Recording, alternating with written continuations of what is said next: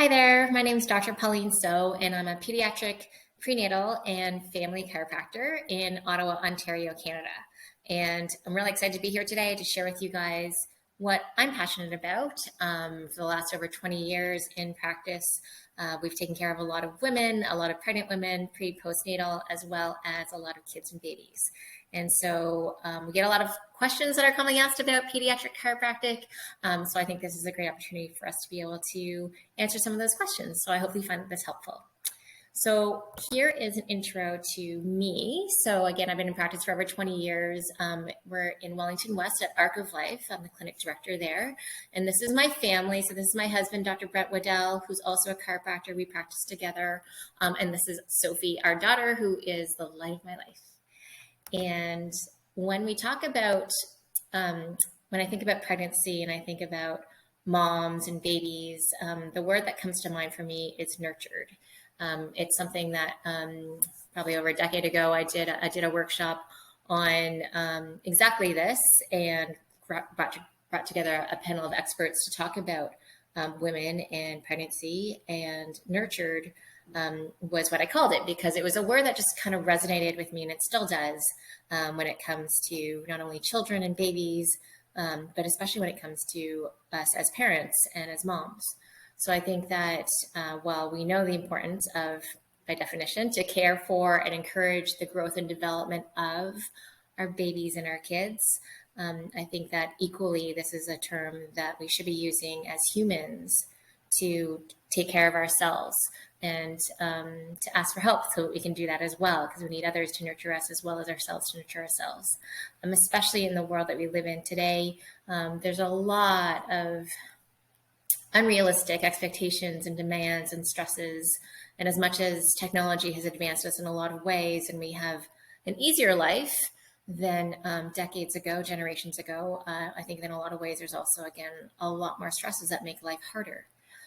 So I think it's really important. So nurtured is what I wish for all of you, is that for you to be nurtured. So when we talk about health, health is often something that people deal with things and seek help when they're in a crisis and they're looking for some quick fix and magical cure or temporary fix to relieve symptoms. And while sometimes we might need that, really, the better way to deal with health and wellness is to think about that your body really needs to be nurtured, just like a relationship, just like nutrition or exercise. It's something that you shouldn't just do when you're in crisis. It's something that you should be doing throughout your lifetime if it's important to you, for it to be healthy. So if it's important for your relationship to be healthy, then you should be nurturing that throughout that time period, not just when your relationship's in crisis. Same thing when it comes to your health. So my wish for you guys is that you are nurtured throughout your pregnancy and definitely after. So when we talk about the benefits of prenatal chiropractic care, we do get a lot of referrals from midwives, OBs, from prenatal pelvic floor physiotherapists and personal trainers and doulas, and of course moms.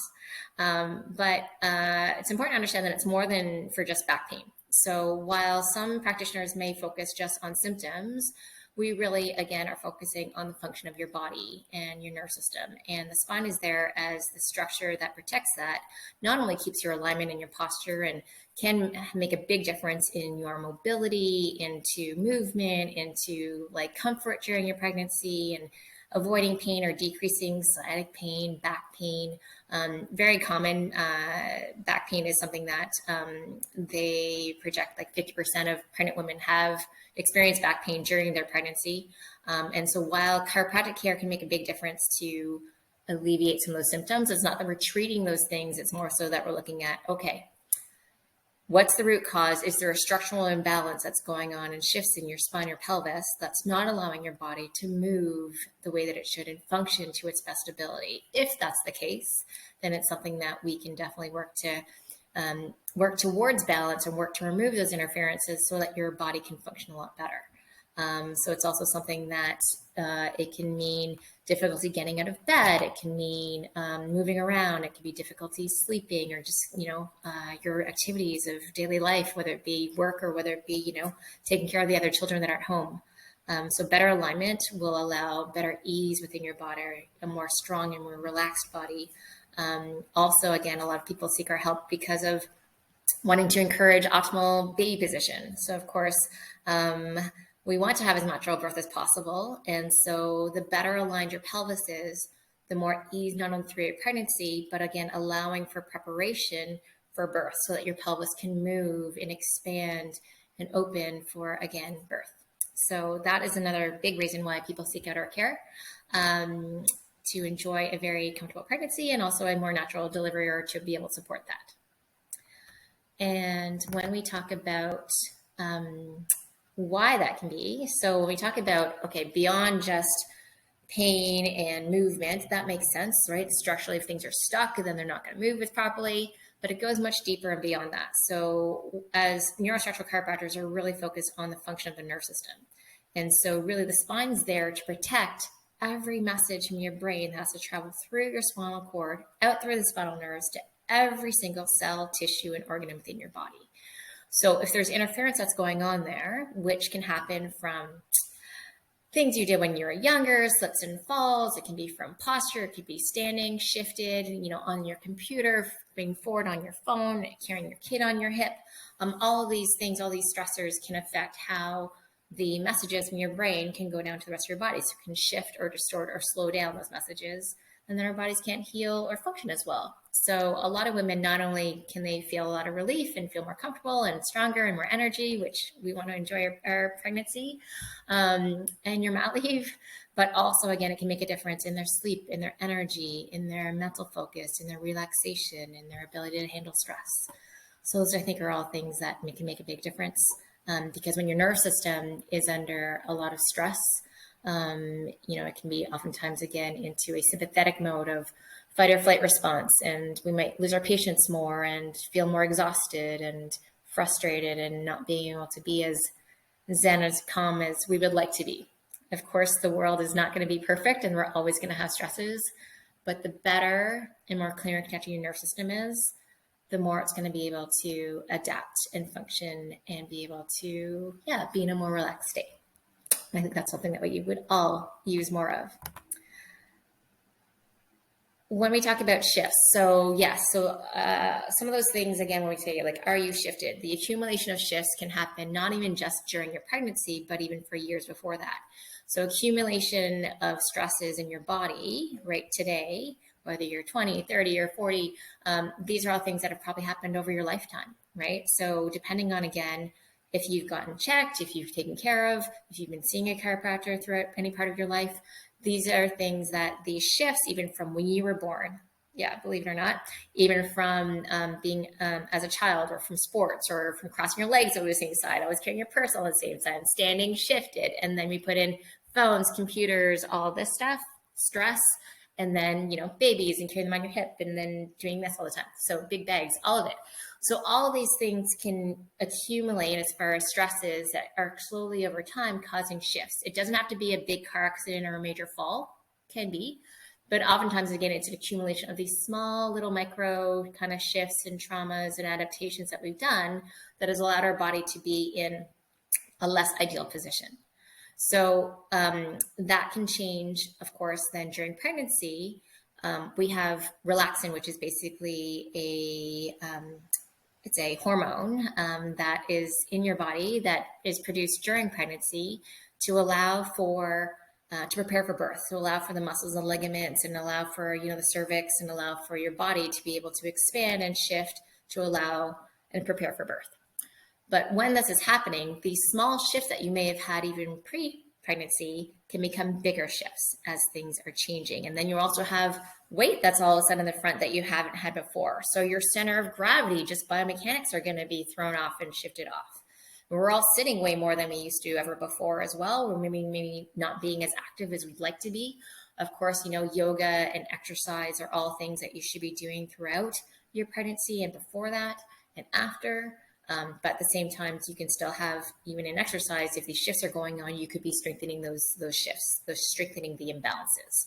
So it's a really good idea to get checked by a doctor of chiropractic who specializes in prenatal care, who can check for the alignment of your pelvis and help you to be better prepared for your birth and delivery as well.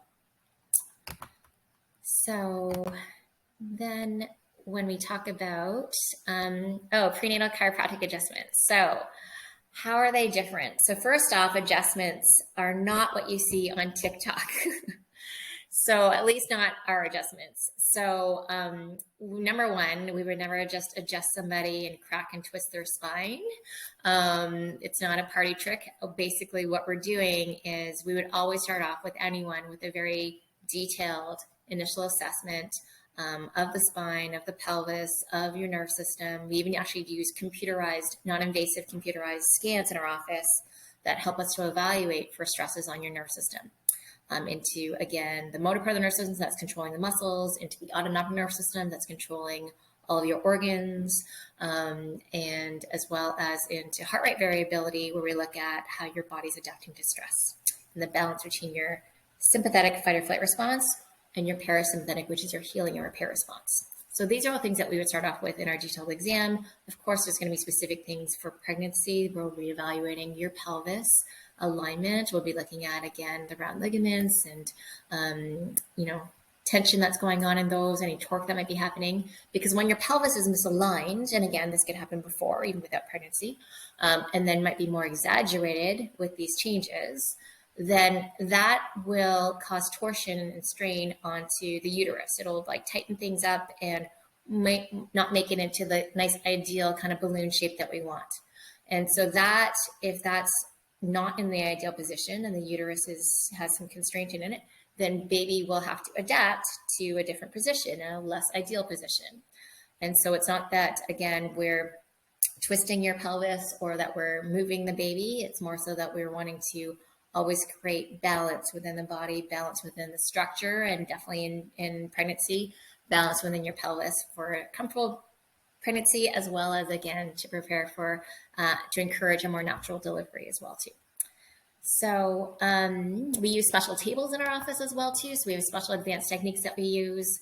So a lot of it, again, we have special tables. There's not necessarily twisting going on in your spine. There are some, again, techniques that we use, and it really depends on what you're comfortable with and what your body's telling us that it needs as well too, but that's always going to be in discussion. But most women are really, actually all women are really pleasantly surprised at how gentle the techniques are. And so with our tables that we use and the instruments that we use, and a lot of it's, again, with gentle pressure with our hands, that's going to allow us to make a really effective, positive change.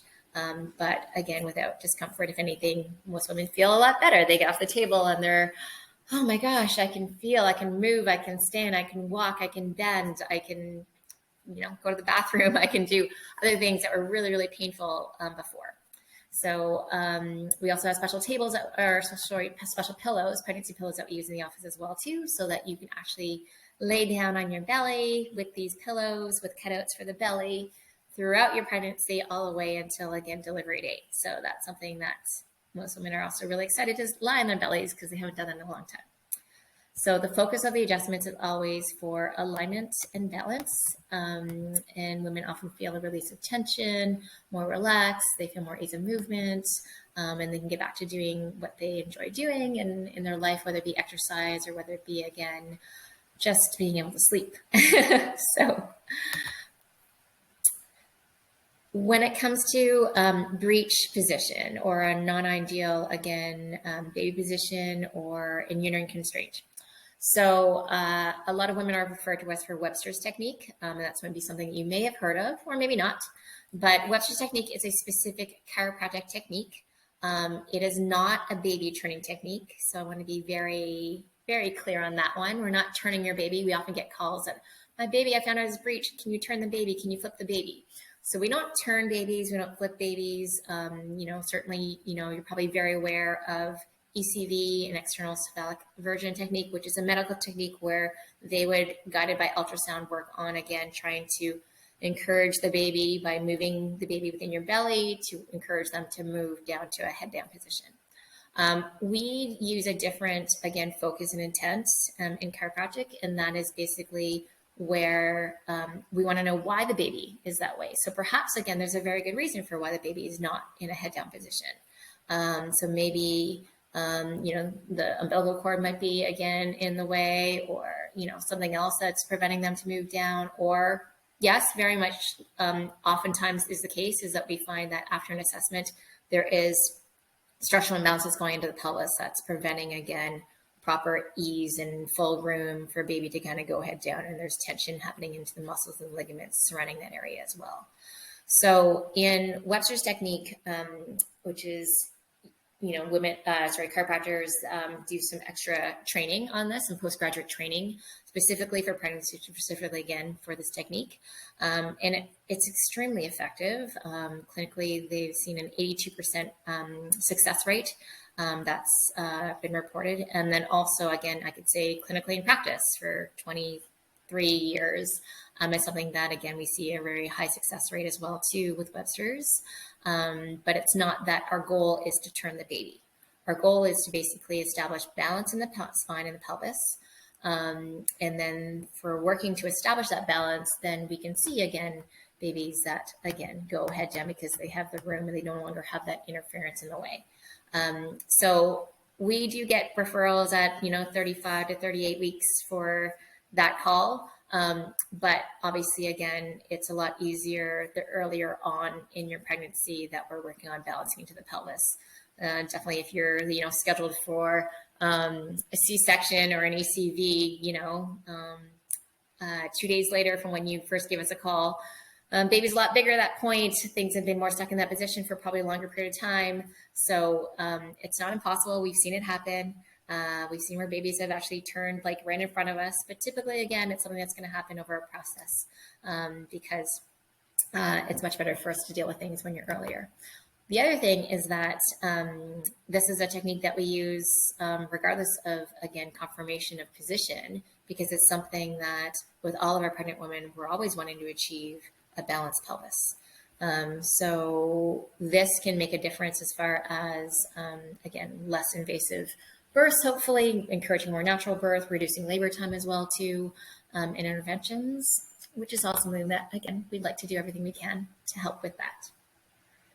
Okay, so time for some frequently asked questions. So, okay, when's the best time to get checked?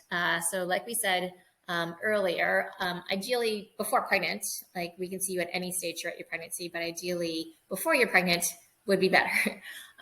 Prepare your body, again, even for, conception, and for the better your brain and your body is functioning, the better every organ and system in your body is going to function better. Also as well too, it is something that we can see you anytime, any stage during your pregnancy. But certainly, again, dealing with things earlier is better. As far as how soon after birth can I get checked? So a lot of women we see throughout their pregnancy. I have a lot of women that are due actually this week. But as far as how soon afterwards, so unlike some physical things that you might do, whether it be appointments, whether it be exercise or what have you, they may recommend a period of wait time. For chiropractic care, especially again with the modified techniques that we would do in our office, even if you've had a C-section, but even if you can't lie down on the table, there's techniques that we do that, again, can be modified to still help you. Now, why would you want to get checked after you deliver? Well, let's think about it. So you think, okay, well, all this pain and pressure that I had during my pregnancy, okay, well, now the baby's not pulling on things anymore and putting that pressure down on my pubic bone.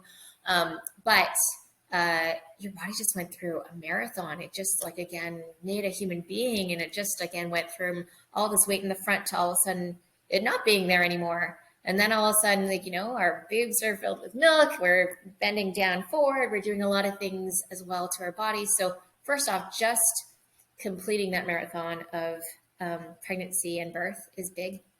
So we want to, again, allow our bodies to be able to heal in a most balanced way. Structurally in your spine, huge changes biomechanically into your pelvis. And then, of course, as I talked about as well, too, all of a sudden we're down, looking at baby, staring down, changing diapers, maybe not having as much sleep as you used to, and breastfeeding, or, all of those, bottle feeding, all of those things will put us in a more hunched forward position. So a lot of women during, after they've had a baby, their posture really changes, not for the better. So the better that we can check you for a postnatal checkup, which is what we do with all of our women, and then look at, okay, now the goal is beforehand, were to have a comfortable, more natural delivery, and now again that baby's here, let's reevaluate and see how your body is now, and see again what our goals are, which should be probably, I think for a lot of women, it's to be able to then enjoy your mat leave, right? And so we'll talk about where it can help with those things as well. How early do parents get their babies checked? So that's something that also is a very common question. So we check babies. I've checked babies as early as hours old. So sometimes moms like stop by on their way back from the hospital. I've been to some home births as well too. Yeah, I mean, think about it. Like birth is can be traumatic, and even if it's not an invasive birth, it still is a lot of pressure on a baby's spine. So we can check babies right afterwards. And as far as how a baby adjustment looks like, it's so gentle. It's literally most of the times with my pinkies, we're just, again, moving, feeling for pressure, feeling for imbalances. A lot of times it's a pinky hold, which is the pressure that you'd comfortably kind of put on your eyelid or to check the ripeness of a tomato. It's super gentle. Parents are often really amazed at how gentle it is, how much babies intuitively kind of snuggle into it and relax. Even babies that have been like really colicky and crying, all of a sudden they melt and they just kind of relax and they kind of look up with you with this sense of ease and peace. So if you're interested in seeing videos, I believe there's some on our YouTube channel if you look up Arc of Life Chiropractic. So next we're going to talk about birth. So the birth process itself for babies is about 90 pounds of pressure just to pull a baby out of the birth canal. That's without forceps, without suction, without vacuum extraction. And even in a C-section delivery as well too, it's something that there's still a lot of, again, you're helping the baby come out, but by their head, right? Typically. So it can be a lot of stress. So there was a study, actually, there was a German physician by the name of Dr. Gutmann who did a study of over 1,000 newborns. And he found that 80% of them, over 80% of them, had subluxations, which are misalignments in the upper cervical spine from birth delivery. And so he recommended actually that all babies in the hospital get checked by a doctor of chiropractic, pediatric doctor of chiropractic before leaving the hospital. And so that's something that, I think is a really incredible study and something that they are doing in other places in the world. In Canada here, chiropractors are not part of the regular birth team or the staff in hospitals, but it's often sometimes, again, we find a lot of collaboration with midwives and with, we do get referrals from OBs as well too, and pediatricians. But a lot of it, again, is something that we work as a team together for postnatal care, whether it be with your doula or whether it be with your midwife or a lactation consultant or even dentist as well too, when we're looking at tongue ties. So that's something that, like, certainly moms, I think, have shared within their communities, in social media groups and, just friendships, as far as the success that they've seen with their babies and their kiddos, and like, why wouldn't you want to get them checked? Because most people, again, it's because they think that it's going to be this like cracking, twisting of baby spines. We don't do that, not at all. So basically, yeah, an infant baby checkup and an adjustment is super, super gentle, like I said, just like, again, a pinky hold. So there's a lot more things that go on in a baby's life when, like, a sibling's like picking them up improperly, or, slips and falls that they're going to have, all that stuff as well, which is all the more reason, again, to get them checked.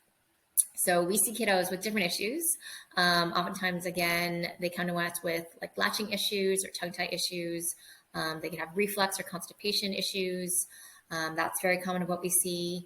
A lot of colicky babies, and so unexplained crying for extended periods of time. It's heartbreaking when families come in at this stage, because they're just exhausted and they just want so badly to be able to help their babies, and they just don't know what else to do, and they're just told that basically they'll just kind of grow out of it with time. And so I tell you that we see some really, really great success with a lot of babies with these different issues. And again, really super gentle, and it's amazing just to see that ease in them to relax and to to ease into it and move into it, and to just to let go and open up, and maybe have a big poop on the table or in their diaper, or like, let out all this gas they've been holding on to. I mean, you can think about it. If you held on to so much constipation for such a long period of time in your gut and your belly, you'd be uncomfortable all the time and you couldn't express it. So that would be your only way to do it, would be to cry.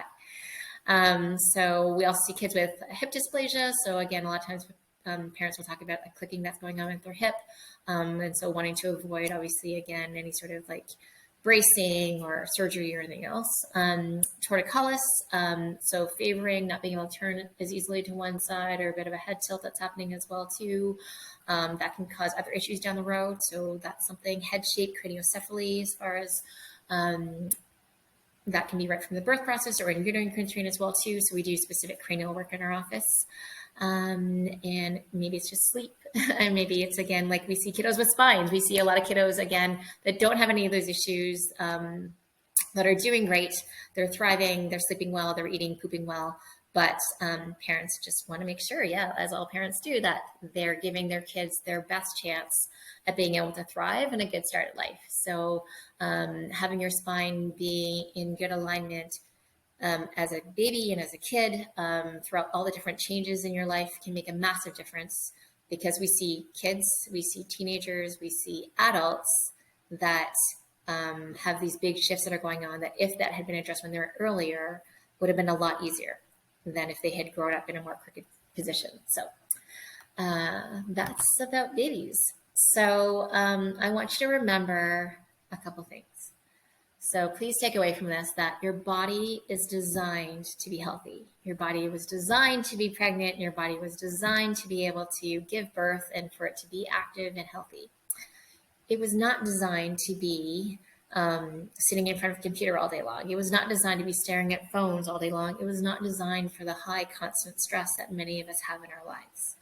And so, I think we all need more help, more nurturing, more movement, more exercise, more positive mental health support. And, also clinically in practice, I see way more stress in people's bodies related to mental and emotional stress, and way more stress as far as even spinal degeneration, younger than ever before because of our lifestyles. So please remember to be your best girlfriend, right? So be nurtured, and that be nurturing, again, asking for help from others and creating a team, and whether, a team of professionals as well as a team of, people in your life, whether it be family, whether it be friends, but really looking at, again, a team that's there to support you and be your best advocate, right? And so you have to be your best girlfriend and tell yourself the things that you would tell your best friend about how great they're being, and what an amazing mama they are, and what an incredible woman they are and human being. And I want you to just basically to remember that, not only, again, during your pregnancy, give yourself appreciation and give yourself a lot of room for not being perfect. And then when baby's here, don't forget that. So when baby's here, really, really important. I know you've heard it 1,000 times, but I'm going to tell you again. A lot of women then just put everything, and we sacrifice ourselves to do everything for our kids. But by you putting yourself still in that level of importance will allow you to, again, be prioritizing your family at the same time. So I hope you found that helpful. If you have any questions, feel free to reach out to us. Again, arcoflife.ca is our website, but you can reach us through any of, again, our Facebook or our Instagram channels or anything else. We would love to help you in any way we can, and I wish you the best during your pregnancy and afterwards.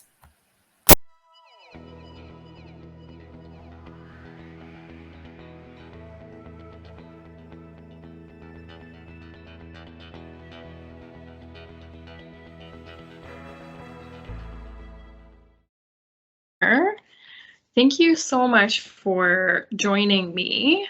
I am going to talk about what I wish every pregnant person knew from a midwife's perspective. So who am I? I am Nicole. I am a registered midwife with Ottawa South Midwives. That is a clinic in Ottawa South, a big surprise. I care for low-risk, healthy pregnant people and their babies all through their pregnancy. I manage their labor and delivery, and then I take care of both the birthing person and their baby for 6 weeks postpartum. You can learn more about my clinic at ottawasouthmidwives.com. And that's me. Hello. If any of my clients or former clients are watching this is what my face looks like without PPE on. Okay, so what is it that I wish every pregnant person knew? Well, the first one is pretty simple, that midwives are legit care providers. I get this question a lot. As soon as people hear that I'm a midwife, they think that we pretty much beat on drums and sit around birthing pools burning incense, but that's not true. I mean, maybe sometimes we do that, but we are legit care providers. And I love this little sign that says midwives help people out, because we literally help people out of the womb. But I'm just going to explain a little more about midwives. Midwives are autonomous primary healthcare providers. We are legislated and regulated by the College of Midwives of Ontario. We are OHIP funded. We practice low-risk obstetrics, and we are experts in managing healthy pregnancies and caring for healthy newborns. But that doesn't mean that we can't handle an abnormal situation when it comes up. In fact, we do have to be certified regularly in emergency skills, neonatal resuscitation, and CPR at the healthcare provider level.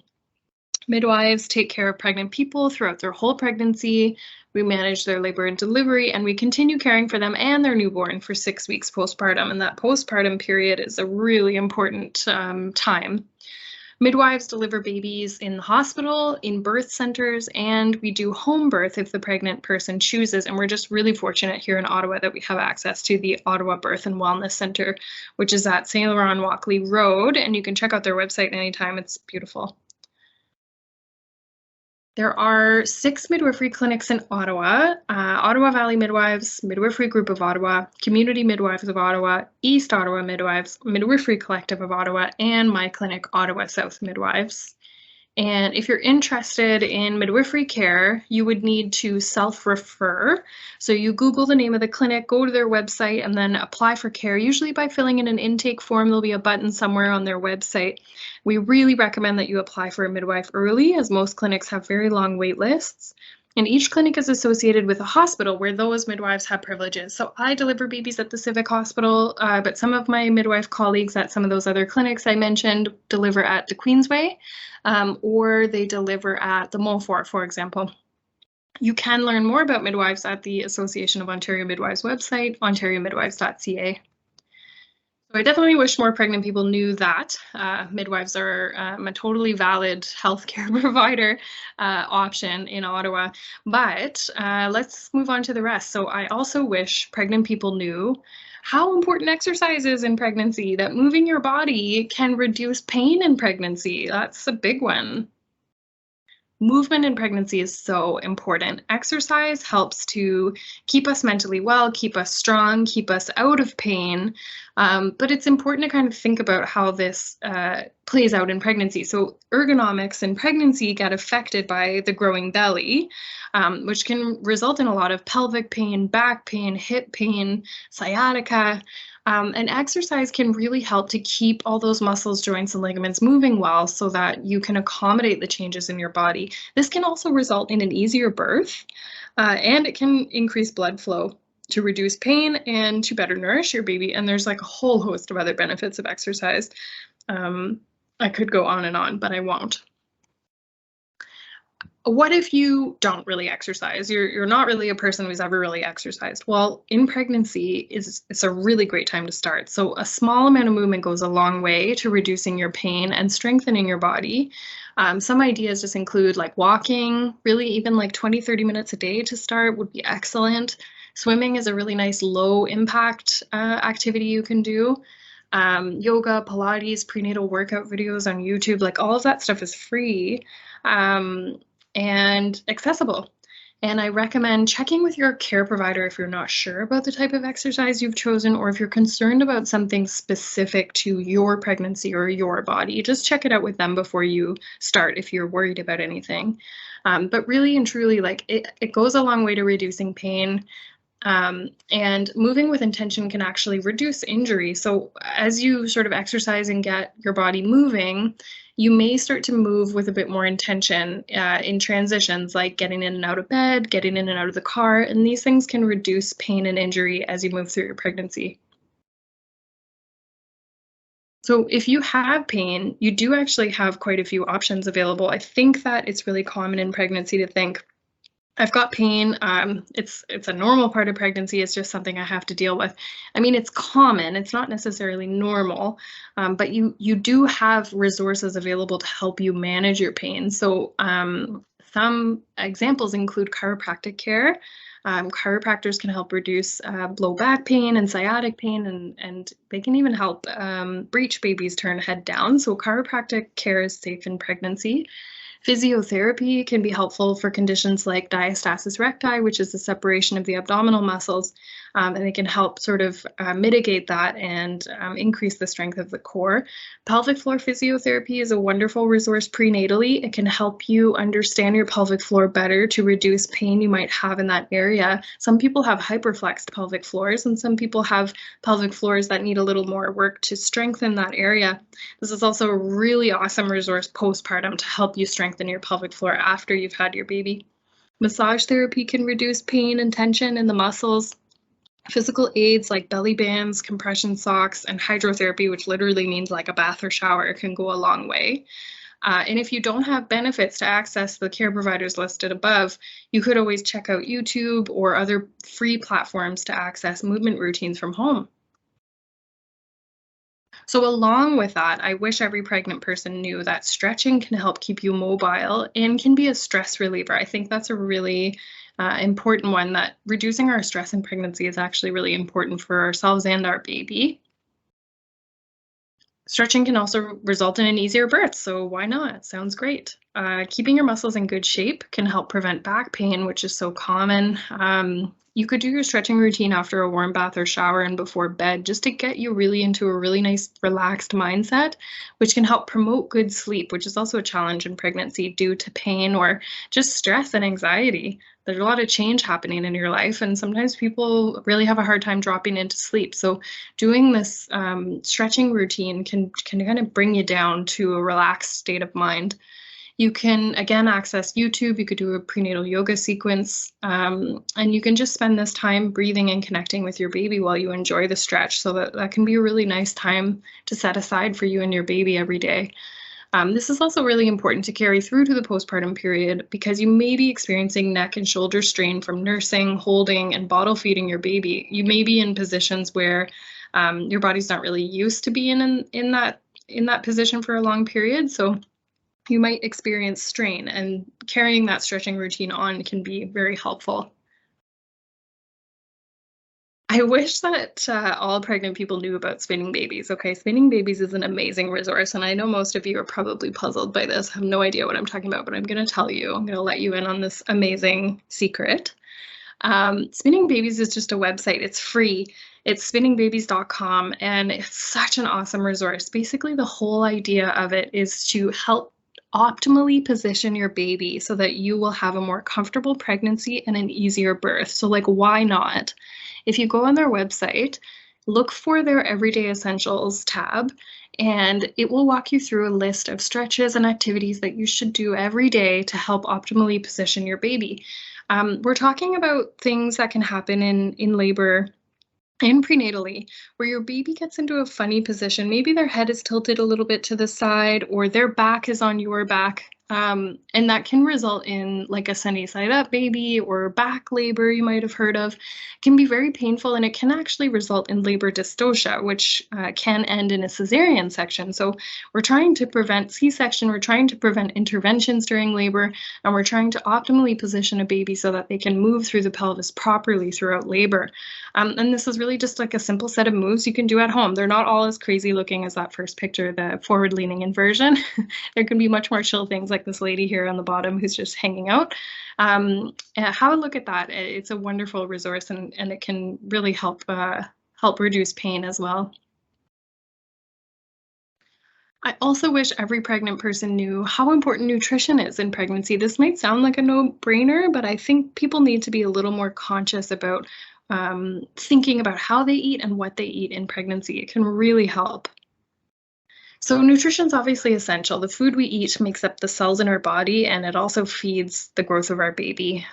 It's obvious that we usually recommend eating whole foods, varied foods, and focusing on lean protein and vegetables, and sort of staying more away from carb loading foods and sugar. But everything in moderation, I think, is really important. It is also really important just to be aware of how you eat. So thinking about our modern day person, it's really common to kind of fly through the door, grab an apple, and like totally forget to eat until 5 hours later. It's really important to eat regular meals and to be conscious of what and how we eat in pregnancy, because sometimes doing this sort of limiting like longer stretches between meals can cause a spike in glucose, which may end up resulting in growing a larger baby than average. Pairing a carb source with a protein source can also reduce big spikes in glucose and make it less likely that we grow a larger baby than we intended. And I'm not just talking about gestational diabetes, although these principles are reflected when someone is trying to manage gestational diabetes with their diet. This goes for everybody. So the more long breaks we have between meals, the more carbs we eat, and the more carbs we eat without protein to kind of help mitigate that spike in blood glucose can result in growing a larger baby than we intended. And that can be difficult to birth. That makes sense, right? We can harm the baby. We can cause harm to our own bodies by trying to birth a really large baby. So I think it's important to try to grow a normal sized baby by having a really healthy diet and being conscious of what it is that you're eating. Also, a diet rich in nutrients is really important. There are also supplements to consider, like taking vitamin D every day is really important. It may or may not be in your prenatal vitamins. You can always double check, and if it's not, you could start taking it separately. Vitamin B12 is another important one that people who are eating a vegetarian or vegan diet may be lacking. So just to double check on that. Sources of iron and calcium are really important too. And I just added this note about nausea and vomiting in pregnancy. This can be really tricky for people who are really struggling with nausea and vomiting in pregnancy. And I think it's important to say, do the best you can. Don't beat yourself up. People who are having ongoing nausea and vomiting in pregnancy may not be able to eat like big leafy salad every day. That's okay. Do the best you can and work with your doctor to find like a medication that's going to help support you through that difficulty, because that can be really tough. I wish every pregnant person also knew how important your community is. This is a big one. Having a positive community around you when you're pregnant is everything. And I'm also talking about the postpartum period, I guess. Like bringing positive people with you through this transition is so important to support you. So have a think about who your people are. Who can you reach out to for help?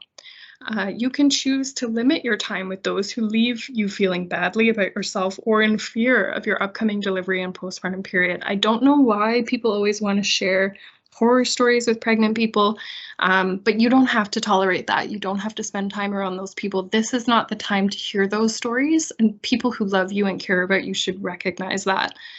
If the people who make you feel badly about yourself, unfortunately, are close family or friends, you can make a plan with your partner in advance about how you're going to handle visits from that person or how you're going to signal that you need that visit to end. And you owe it to yourself to do that right now. This is a time where you need to stay positive and you need to stay optimistic and looking forward to your delivery and not being weighed down by that. Also, building a positive team is really important. So this can be a birth team, but also to support you through the postpartum period. Who are the people who are going to get you through this major transition? Like, we're not meant to do this all ourselves. These could be your partner, trusted family members, trusted friends, a birth doula. That's a professional that you can hire who will facilitate your birth, your ability to cope through your birth, and they can really help your partner as well. They don't take the place of your partner. They help your partner to figure out the right way to support you. And they're like one-to-one care for you. It's wonderful.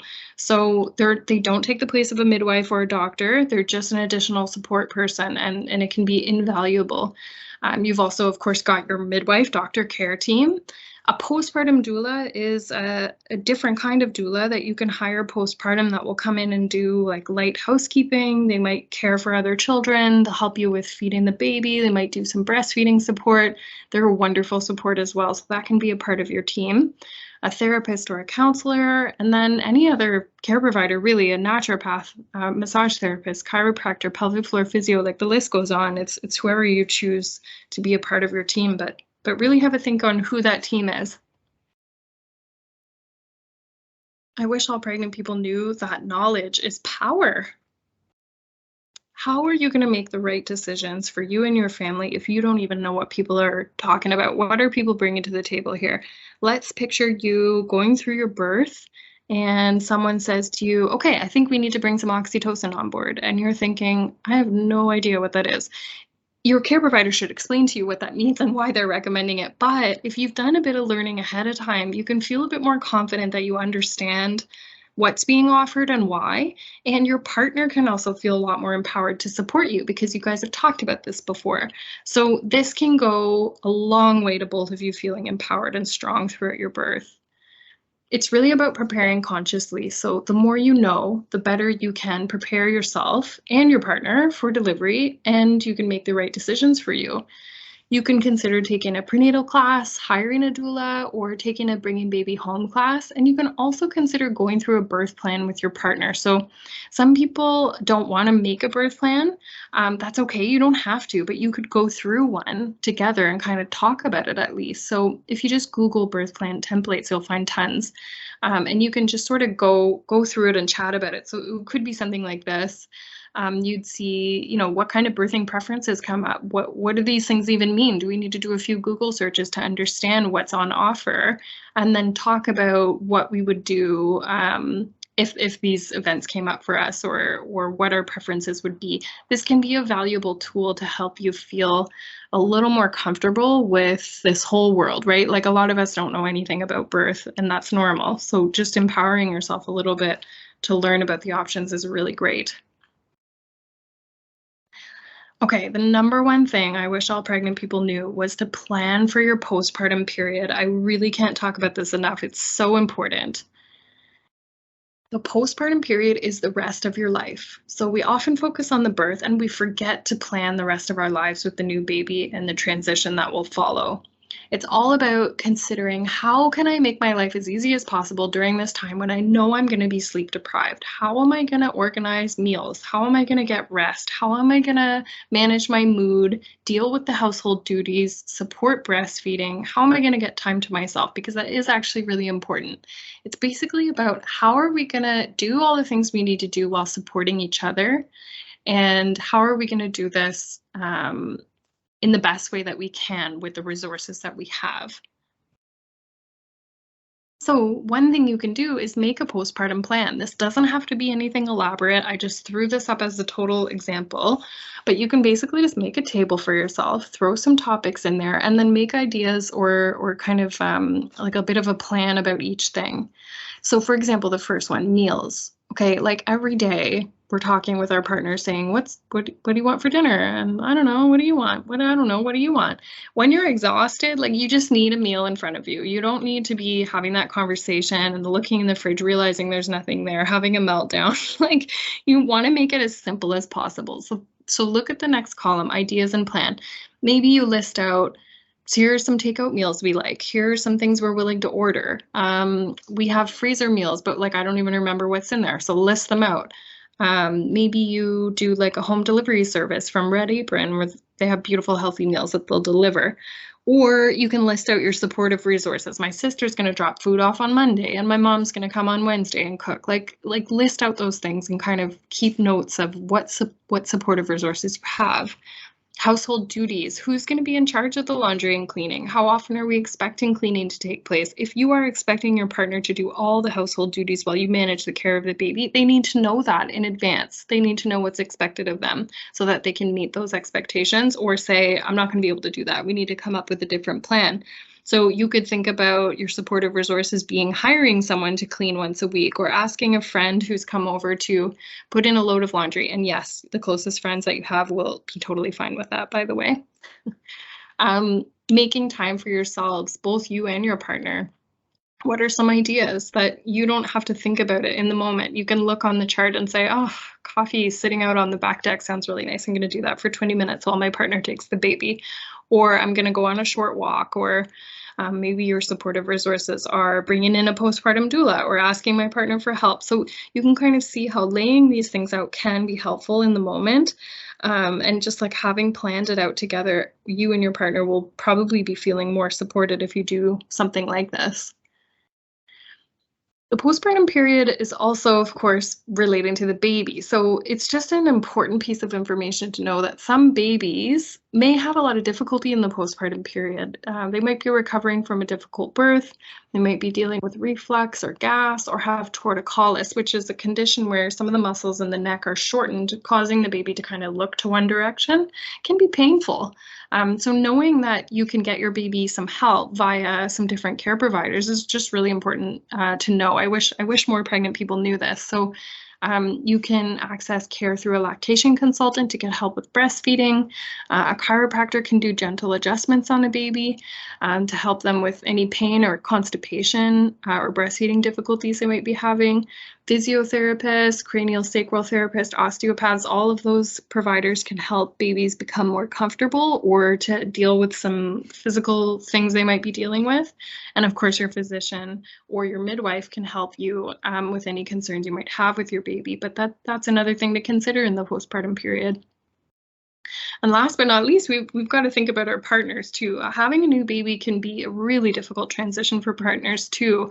Our society forgets about partners, but they're the ones usually kind of keeping everything together for us while we take care of our baby and we're recovering from our birth. So they might be experiencing significant stress.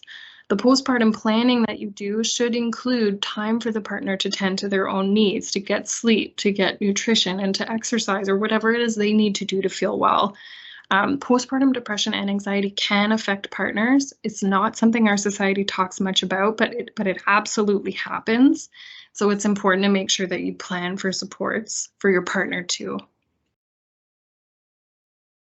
So let's just recap my top things I wish all pregnant people knew. I wish all pregnant people knew that midwives are healthcare providers that you can absolutely access, that movement is important and can reduce pain, that stretching can relieve stress, and that spinning babies can help get you on a daily routine. All of the above can also help to optimally position your baby and reduce pain throughout pregnancy. Nutrition is essential to support your pregnancy and can help you grow a normal-sized baby. You can build a positive community and a positive birth team that can be really helpful for you. Learning about labor, delivery, baby care, and the postpartum period and building a birth plan can also be another way to support you. And planning for the postpartum period is so important, not only for you, but for your partner and your baby. So I hope those tips were helpful. And I hope that you have a great pregnancy and a great postpartum period. There are so many providers in Ottawa who are out there willing and able to help you, so don't hesitate to reach out. And I really hope you enjoyed my presentation. Thank you so much.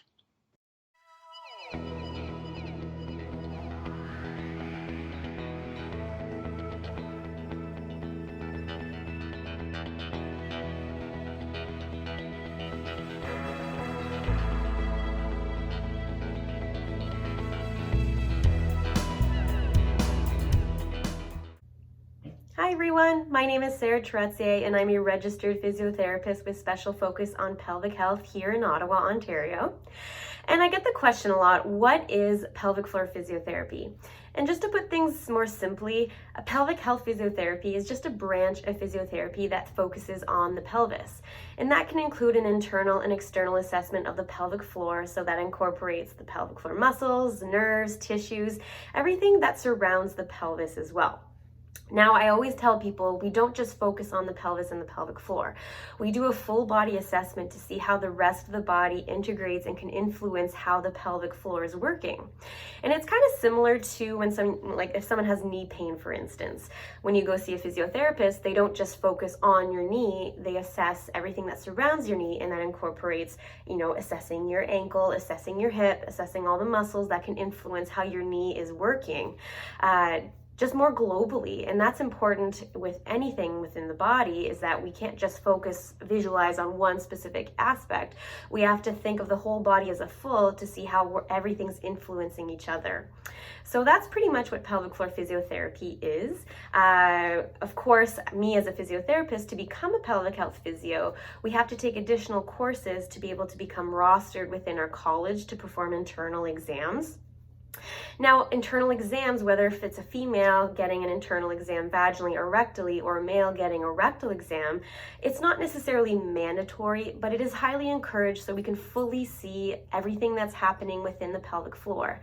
And the thing about the pelvic floor is that you can't really see it, so oftentimes it's really hard to connect with that area, especially during pregnancy and after birth. And that brings us to our topic today. We're going to be focusing on why women seek out pelvic floor physiotherapy during pregnancy and after birth. And we're going to get started. Now, there are a lot of reasons why women seek pelvic floor physiotherapy during pregnancy. It could simply be, number one, that they just want to focus on birth prep. And birth preparation can be preparation for vaginal birth, but we can't forget about preparation for cesarean births. And the reason why I always incorporate discussion about cesarean births is, yes, you might have a planned cesarean birth if your baby's breached or if you have an elective cesarean, but oftentimes cesarean births happen whenever we're least expecting it. And I see it so frequently during assessments after birth that women will have an emergency cesarean where they were planning on a vaginal birth and then either baby got stuck, heart rate decreases. There are so many reasons why we tend to go into an emergency cesarean birth. And I think the better prepared and the more knowledge you have about it, the better the outcomes will be. So I always incorporate that within our assessments, especially prenatally, just to discuss it, because 1 in 3 births are cesarean births. So when it comes to birth preparation, there's a couple things that we look for when we're assessing someone. Like I had mentioned before, we don't just go straight into the internal exam and that's the only thing that we look for. We actually assess the full body. So oftentimes what we'll do is we'll look at posture, and posture significantly changes during pregnancy. For instance, as the belly expands, our abdominal muscles expand, our posture changes. So whenever the belly grows forward, our center of gravity also changes. We often will see women where their pelvis tends to tilt more forwards as the belly's growing. So that can put more strain and load into our lower back, especially into our side joint. We assess more things than that. We look at how everything can influence the pelvic floor. And then when it comes to the internal exam, we assess muscles in a way where we want to figure out what's going on. Sometimes we'll see, especially with first pregnancies, where women will actually have a lot more tension within the pelvic floor. There's more demand on the pelvic floor during pregnancy. It has to support more than just the baby. So sometimes we'll see where there's actually a lot of tension and tightness. So I've heard this 1,000 times where women come in, or I've even seen it on the internet where, oh, we must all do Kegels. And the thing about Kegels, and that's where we strengthen the pelvic floor, is that not everyone needs to be doing them. If you have more tension in your pelvic floor, you might actually have to focus a little bit more on, down regulating, trying to release tension through the pelvic floor muscles. And if you think of a vaginal birth, our pelvic floor muscles aren't supposed to contract during birth.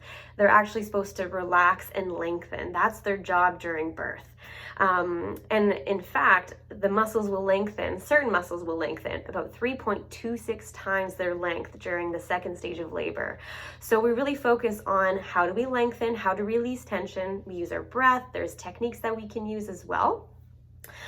But if someone comes in and maybe they have issues with urinary leakage, or maybe they do have weakness, then we really do try to connect with our muscles. And connection to our muscles isn't just doing Kegels and tightening as hard as we can. It's about slow control through the pelvic floor, making sure that their muscles are able to release so that they can contract nice and easily. And we focus on different areas within the pelvic floor, and we'll get into that in just a little bit. So birth preparation, regardless if someone's having any back pain or anything like that, I highly encourage women to seek a pelvic floor physiotherapist so they can figure out how they can prepare for birth. That can include some perineal massage if there's tension at the perineum. It can incorporate breathing patterns, ways to try to connect with our body not only during pregnancy but after birth as well. Now, another reason why women also come to see us is for pain. And I always highlight the fact that pain is not normal during pregnancy. It is very common.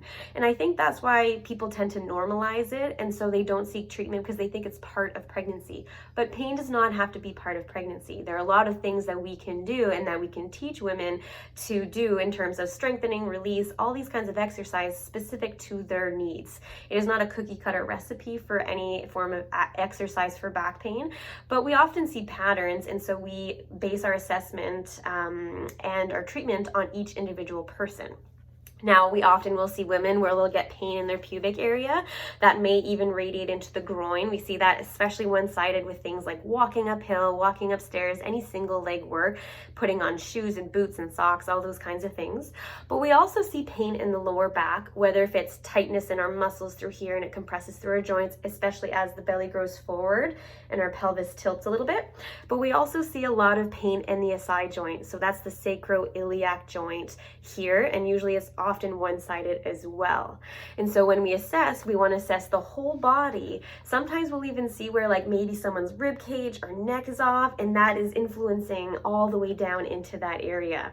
And so that kind of, if someone tries a belt, for instance, and they're like, it doesn't help me, that doesn't mean that things are unstable in your joints. It could be so many different reasons. It could be muscle tension, one muscle's overpowering or overworking, maybe muscle weakness. There's so many different reasons why women experience pain during pregnancy, and that's why we assess the full body and not specifically just the area of pain. Another reason why women come to see us during pregnancy can be for urinary incontinence. Oftentimes we see it and we term it stress urinary incontinence when someone will leak when they cough, laugh, sneeze, exercise, and especially during pregnancy, we see it a lot where a woman may experience leaking whenever they're vomiting, since nausea is super common during pregnancy as well. But we also see urgency to urinate and frequency. Now, obviously, when the baby grows, there's going to be more pressure on your bladder. So we tend to see a little bit more frequency to go to the bathroom, but we should still be able to hold it in for a certain amount of time so that we can make it to the bathroom nice and slowly without trying to feel like we have to rush, or perhaps you may be leaking on your way to the bathroom. So that's something we work on as well during treatment. Another thing that we see a lot as well is constipation. And constipation is very, very common, especially with the change in hormones, the baby taking up a lot of space, so it's affecting our digestive system. There are lots of reasons why women will experience constipation. I often recommend making sure the water intake and fiber intake are up. Water drinking is so important. You can use a squatty potty or a stool underneath your feet so your knees are higher than your hips. Taking nice, slow, deep breaths to try to relax the pelvic floor rather than trying to strain and hold your breath, as that can have a negative impact on your pelvic floor. And making sure that you're exercising. Walking is wonderful to keep things moving as well. And if worse comes to worse and you want to talk to your healthcare provider about using stool softeners or anything like that, I highly encourage that. Or talking to a naturopath about it as well. Naturopathic doctors are wonderful. They can help using more non-medication options for constipation as well. Now, we're going to go into a little bit more detail about the pelvic floor. So if I bring out my trusty model here, everything you see in red are pelvic floor muscles. So it's not just one muscle, it's multiple muscles and different layers of muscles that create this lovely, highly functioning area. So if we look anatomically from the external point of view, we have the anus in the back, the vaginal opening in the middle, and just above the vaginal opening is the urethra, and that's where urine comes out of. And just above that is the clitoris. So this area here is covered by skin. This first layer, I always point out in particular the perineum, especially during a prenatal assessment. The perineum is the area between the vaginal opening and the rectal opening, and this is the area that will typically tear during vaginal birth. And we're going to get a little bit into that later, but this area in particular, we want to assess the tissues to see what kind of flexibility or mobility is in those tissues. If there's a lot of tightness or discomfort, we go nice and slowly and we do a little bit of internal release, and then we teach women to do that as well. Now, if I flip the model so you can see within the pelvis, you can see that these pelvic floor muscles kind of sit within the pelvis like this nice bowl. And that brings us to a little bit more of the functions of the pelvic floor. Now, when it comes to functions of the pelvic floor, I call it the 5 S's, or we all call it the 5 S's, not just me. And each function has its own importance within the pelvic floor. So if we start within that nice bowl, one of the main functions of the pelvic floor is support. And when we talk about support, we're talking about organ support, and we're talking about support of the uterus, and that includes the growing baby. So the pelvic floor muscles have to work a lot harder to support the growing baby within pregnancy. Now, if I take out my lovely little organs, the pelvic floor not only supports the growing uterus, but it also supports the bladder in the front and the rectum in the back. So sometimes during pregnancy, we might feel this sensation of heaviness, pressure, and sometimes when the muscles aren't able to support our organs as well, we might feel this feeling like this sensation of heaviness, pressure, or it might feel like there's like a tampon that's not in very well. We tend to see this a lot more after birth, but some women will experience it during pregnancy as well. Now, the second function of the pelvic floor is sphincter, so toileting. So if you're having to need to go to the bathroom, whether if it's urinating or having a bowel movement, our pelvic floor muscles are supposed to hold everything in when you're trying to hold in your urine. Whenever you go to the bathroom, your sphincters and muscles will release tension so that you can go to the bathroom. When it comes to urinary incontinence, this is a big part of that. So we really want to focus on making sure that, when you cough, laugh, sneeze, those kinds of things where it increases pressure, your pelvic floor muscles are able to contract and no leakage happens. Third function of the pelvic floor is sexual function. Now, that's rarely a reason why people specifically come in for, but it's such an important area where oftentimes we'll ask if someone has any issues with orgasms or the strength of their orgasms as well. And one of the functions of the pelvic floor is to bring the blood flow to the clitoris so that we can have fully functioning orgasms. Also, if muscles are really, really tight, that can also create issues with sexual function for females and males as well. Now, the fourth function of the pelvic floor is sump pump. So that means that the pelvic floor muscles are in charge of moving the fluid within the pelvis. That includes lymph fluid and blood so that everything kind of keeps moving. And I see it a lot during pregnancy in particular, where women will feel like, especially if they've been on their feet all day, like things feel swollen in the pelvic floor. So we give this nice contract, relax exercise to keep the fluids moving within the pelvis. And last but not least, the pelvic floor is in charge of the bottom support of our whole core system. And a lot of the time I'll ask someone like, okay, if you were to engage your core, what would you do? And I see it a lot where people tend to do a crunch because they think engaging their six-pack muscles is part of engaging their core system. Now, I describe the core as this nice canister where the pelvic floor is the base of your core system. The top of it is your diaphragm, so your breathing muscle. So if you've seen a pelvic floor physio and they've given you exercises for pelvic floor, often it'll be incorporating with your breath because your pelvic floor and your diaphragm work together as a unit to manage pressure and to stabilize. The front part of our core system is our transverse abdominis. It's the deepest abdominal muscle that really works as a corset. So it stabilizes us from the front. And then we have these little tiny muscles through the spine and the back that are called our multifidus. And that makes up the back part of our core system. So the pelvic floor is such a huge important part in terms of support and that stability piece for the whole core system to work together as a unit versus having just one area of that system that works over time. So when we look or when we assess the pelvic floor, we're really assessing, okay, how does the whole core system work as a unit? So those 5 S's, pelvic floor is so important.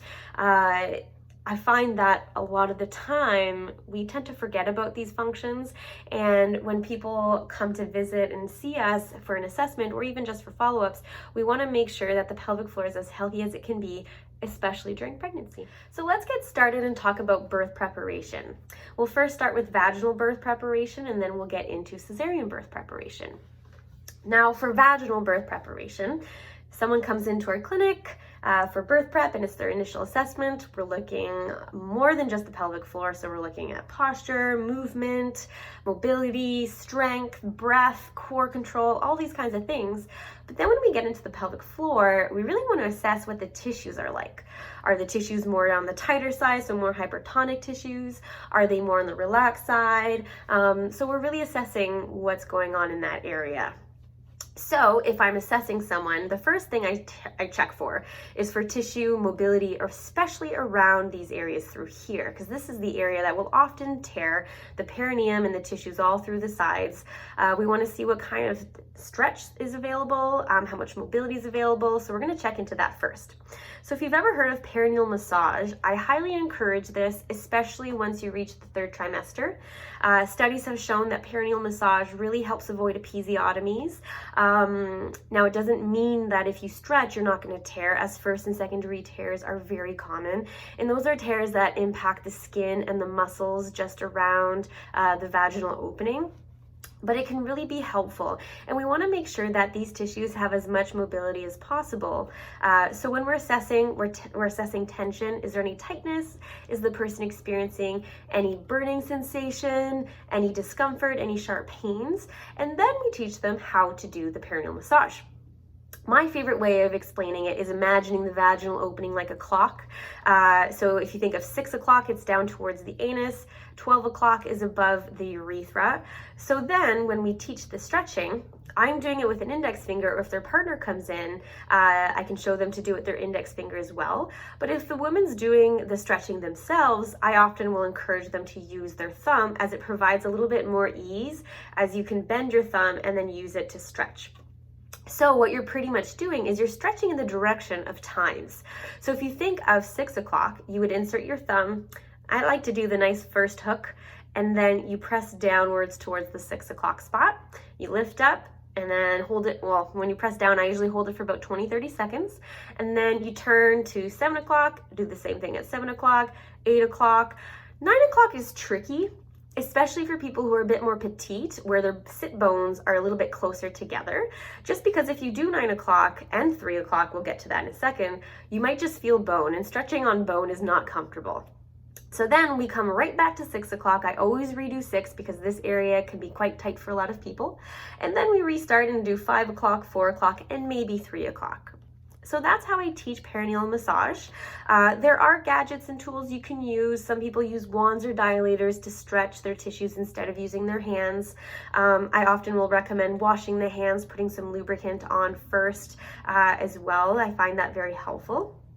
And then there's other tools you can use, like the Epino, which isn't very available lately, especially here in Canada, but some people have access to it in other countries, which is amazing.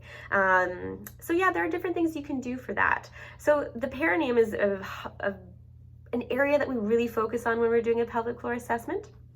Now, when we go into the deeper layers into the pelvic floor, obviously if we're doing just a vaginal exam, we're only going to be able to reach about half of the pelvic floor, as we have the vaginal canal and then the rectal canal, and they're separated by tissues. So when it comes to the internal part, we're also trying to see, okay, is there tension anywhere? We will often find some tension if someone has tightness in their hips. We have 2 hip muscles on either side of the pelvic floor. We have the obturator internus here, and on the inside is the piriformis muscle. And so these muscles can be tight on some people. But once we're finished assessing the tone of the muscles, I also want to assess the connection to the pelvic floor. So then I might get someone to show me what they would do if they do a Kegel, and then we go a little bit more into depth of specific cues, and then we start to incorporate our breath with the pelvic floor area, especially when it comes to strength. Now, I did mention this earlier, not everyone needs to do strengthening, but I always want to make sure you can connect with that area, especially for after birth. If you have a vaginal birth, I usually ask people to start connecting with their breath and their pelvic floor after birth. whether if it's 1, 2, 3 weeks after birth, and as long as it's not painful, they can reconnect with that area. And I find when you have that connection, you develop that connection during pregnancy, it's a lot easier to regain that strength afterwards as well. So those are the kinds of things that we focus on.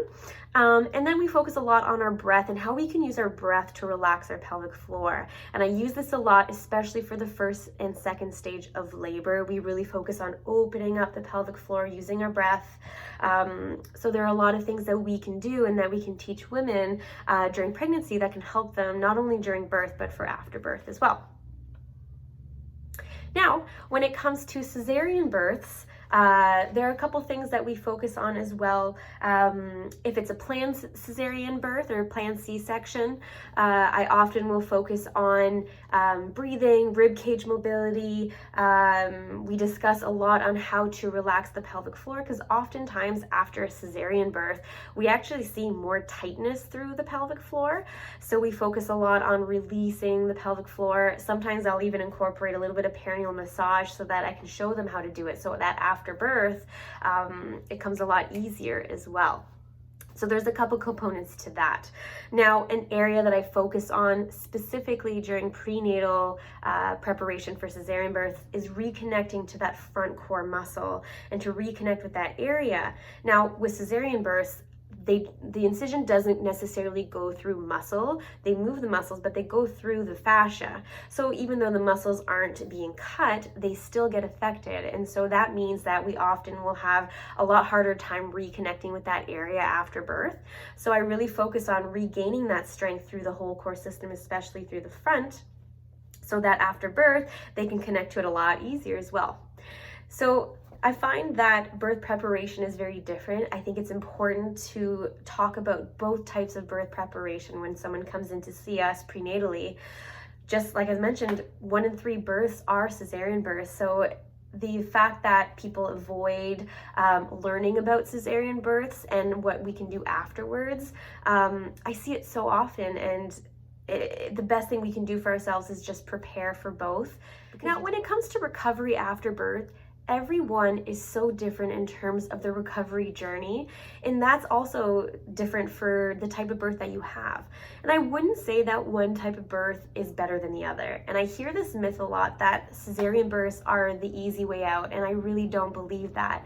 And I also don't believe that one type of birth is easier than the other. It's kind of, everyone's different, everyone needs their time to heal, and everyone recovers at different paces. So take your time with your recovery, seek out help if you need it, and we're here to support you. Now, when it comes to recovery after a vaginal birth, certain things that we tend to see after vaginal birth that are common, not necessarily normal, for sure, number one thing that we see is urinary leakage. So that's stress incontinence bit. So that if you cough, sneeze, jump, go back to exercise, if you ever experience any leakage with any of that, we see that so frequently after vaginal birth in particular. And there's a lot of stuff that we can do to help with that. We also see a lot of women who tend to have symptoms of a pelvic organ prolapse. So if you remember me chatting a little bit earlier about how our pelvic floor is in charge of supporting of our organs, we see a lot where the muscles after vaginal birth are a lot more relaxed, and they're just, they're on vacation. They went through a lot during vaginal birth, so they're doing less support. So those symptoms are mostly the heaviness, pressure, and the feeling like the tampon's just not in properly. And I've also seen it where women will, when they're showering, they might clean out their vulvar area and they might feel a little bit of a bulge, and that can also mean that there might be a prolapse. But when women come in to see us after birth, prolapse can be a very scary thing to Google, and it's just so common. I've seen people where they don't have any symptoms of a prolapse and they have one, whereas some people have symptoms of a prolapse and they have a very minimal prolapse. So there's a lot of stuff that we can work on, focusing on reconnecting to our pelvic floor and building tension and strength for our pelvic floor is helpful.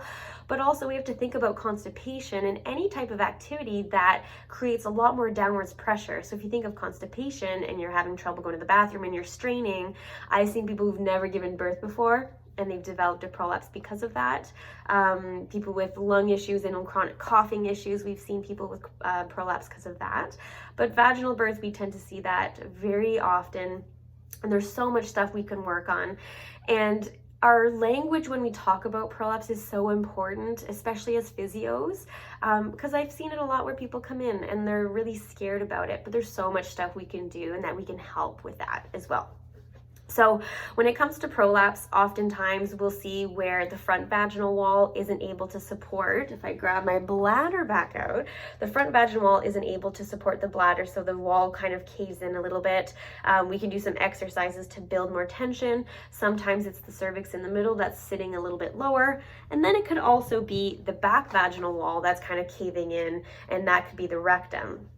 So there's different types of prolapse, but all in all, our goal is to help with symptoms. So to help with the heaviness pressure, especially when we're upright and working against gravity, or if the muscles, let's say at the end of the day, are more fatigued, we want to build that endurance through the pelvic floor as well. Another thing we assess for after birth is diastasis recti abdominis. That's the abdominal separation that we assess for. During pregnancy, pretty much every woman will have some form of abdominal separation. And basically what happens is we have our six-pack muscles, and there's a tissue in between the muscles called our linea alba. The linea alba is the tissue that will thin and lengthen so that when your belly grows, there's more space for the baby to move and to grow. So that's a pretty normal part of pregnancy. But after pregnancy, that's when we really check to see what kind of tension are you building through your abdominal wall, and more specifically through that linea alba. Now, symptoms of that, if you're ever getting up from bed and you're seeing this little cone or dome coming out in between your abdominal muscles, that's typically what it looks like, especially in the upper abdomen, so above the belly button. If you have an abdominal separation in the lower belly button, and if you're standing, sometimes what it'll look like is that all your organ load, all your visceral load will kind of sit a little bit further. So it kind of looks like more of a bulge at the lower part. So we assess the abdominal wall for that. We assess your connection to your deep core system, especially through the transverse abdominis, that's that front core muscle. And then we have to load the muscles. So we hear it a lot where people are like, oh, I must not do crunches, or I'm avoiding any form of movement there.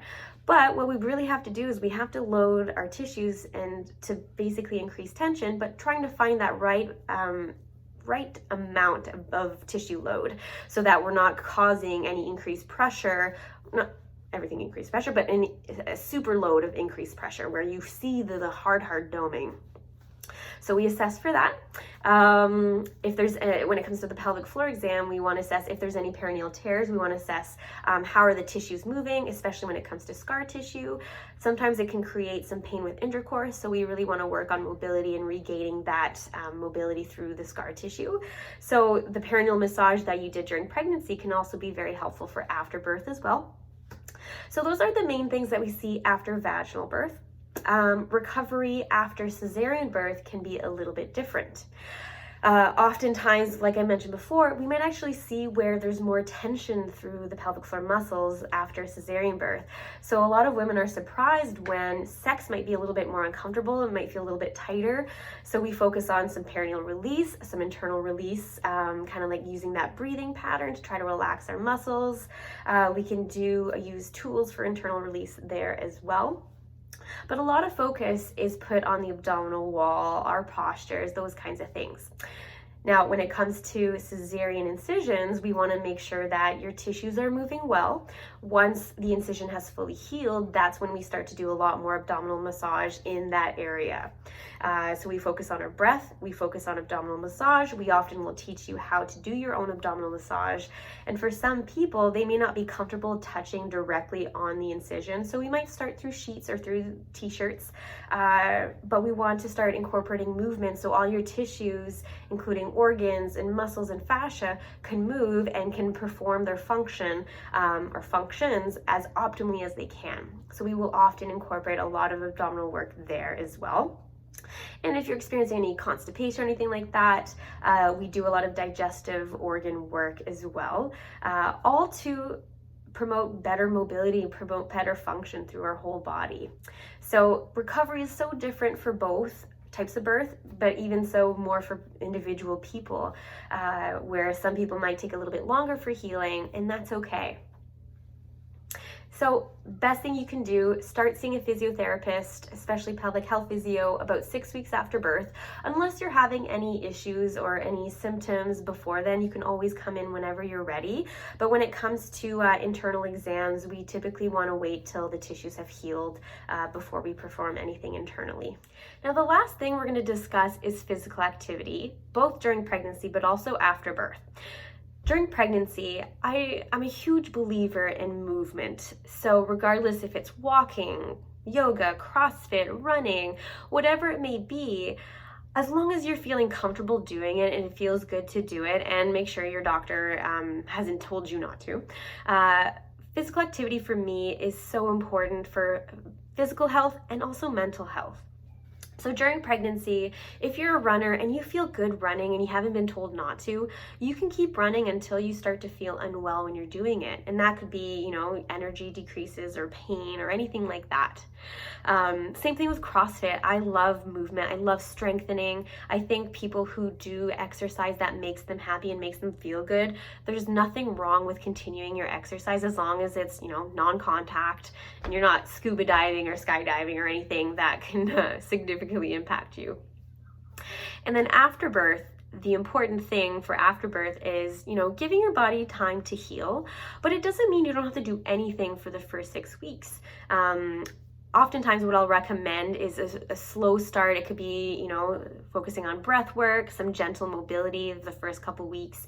Walking is a wonderful form of activity after birth. Just make sure whatever activity you're starting with, you're feeling good with. Now, when it comes to more intense activities, there are specific recommendations, like when you're returning to run. But each person is so individual in terms of the recovery. So I've seen people where they have to wait quite some time in order to return back to something that's more high intensity, like running. But I've also seen people where they start like pretty soon after birth and, they feel good doing it. They have no symptoms. They feel wonderful. So my suggestion is, once you're feeling great, 6 weeks after birth, go get assessed. You'll be able to get a good guideline as to where you can start when it comes back to return to activity. Or maybe you started with some gentle yoga at your 4th week and you're feeling good with it. But movement is wonderful. Keep moving. If I could say anything, listen to your body, most importantly. I know that's more generalized term, but if you're feeling uncomfortable or you're feeling any symptoms during activity or within 24 hours and it's more than just muscle soreness, then we modify things and we keep you feeling good. So feel free to reach out to me anytime if you guys have any questions, anything in particular that comes up, or if you're looking for a physiotherapist in a certain area, feel free to reach out. Pelvic floor physios are a wonderful form of just spending time on yourself. Really, after birth, it's all about the baby. So coming to see us can be really beneficial. But also, there's chiros out there that are wonderful, naturopaths, massage therapists. Focusing on ourselves is so important prenatally and postnatally that there are a lot of people out there open to helping, which is really great. So I wish you all a wonderful pregnancy, a wonderful recovery, and I hope you have a wonderful time watching this video.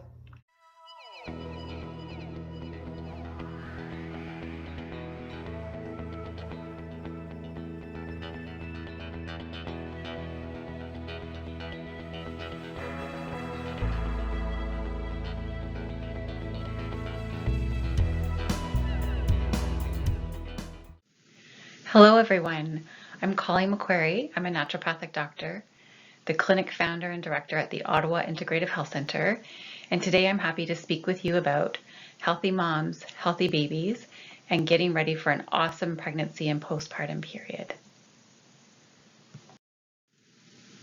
Today we're going to cover the 3 stages of perinatal wellness: trying to conceive, pregnancy, and the postpartum period.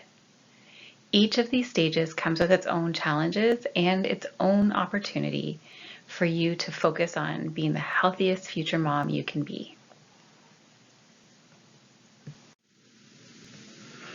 When we're trying to conceive, that perinatal or pre-pregnancy time, it really is an opportunity for us to prepare our bodies for pregnancy by nourishing our body, detoxifying our body, and working to establish well-balanced hormones to optimize our chances for a healthy pregnancy and healthy outcome. Nourishing our body prior to pregnancy. Did you know that you have a window of 3 to 4 months where the foods and beverages and choices that you make can influence the health of your eggs? Women's oogenesis, or the process of egg recruitment and maturation, takes anywhere from approximately 3 to 4 months to occur. During that window of opportunity, the foods you choose to consume, the beverages you choose to consume, and the things you choose to avoid have a direct influence on the quality of the egg that you will release at ovulation. I will recommend that women consider increasing their overall leafy green vegetables and aim for 2 cups daily.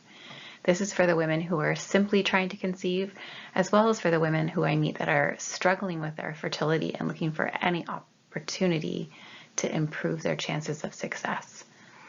Leafy greens are rich in a nutrient called folinic acid, and it is a potently active form of the folic acid that we've all heard about, and provides our cells with energy and improves the quality of the DNA material and content of our eggs.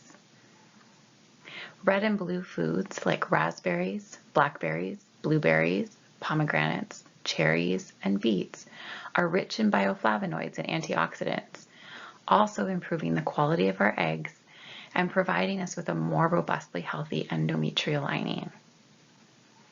Omega-3 fatty acids, such as those found in fish and flax, are not only anti-inflammatory and brain nourishing for us, but once we are pregnant and the first 12 weeks of pregnancy play a profound role in the development of the neurological tissue of our fetus and future baby. Time in nature. This isn't a food or a beverage, but it is a way to nourish our bodies. It provides better parasympathetic tone, decreased oxidative stress, decreased sense of perceived stress, better circulation, and less inflammation in our bodies.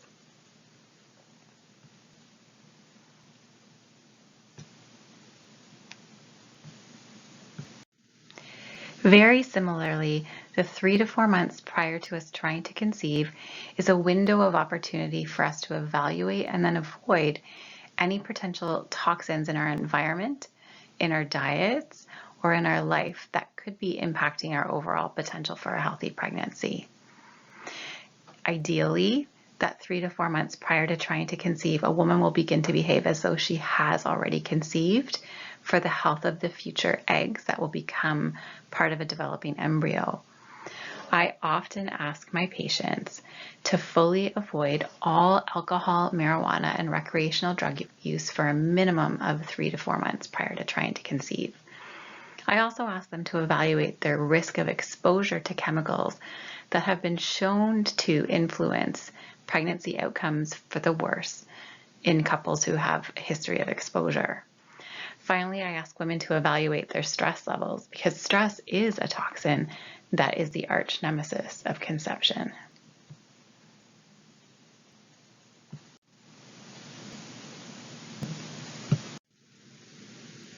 One of the most important choices a woman can make is to completely eliminate alcohol once she starts trying to conceive. In particular, if she's undergoing treatments for fertility, but I think this is just as important for a young woman who hasn't tried to conceive yet and is considering moving ahead with her partner. Alcohol has been shown around the time of ovulation to interfere with the hormonal cascade needed for ovulation to occur. And men who have a high intake of alcohol of more than 6 units per week are at increased risk of lower sperm counts, decreased sperm quality, and lower sperm motility. Finally, alcohol consumed in early pregnancy can still lead to fetal alcohol spectrum disorder, and there is no established safe limit for alcohol consumption in pregnancy.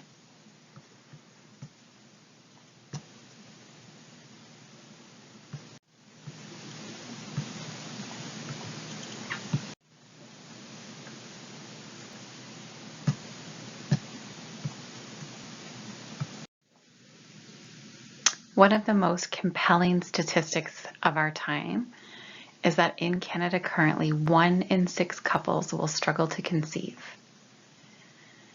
Most of us would agree that that is very likely heavily influenced by changes in our environment.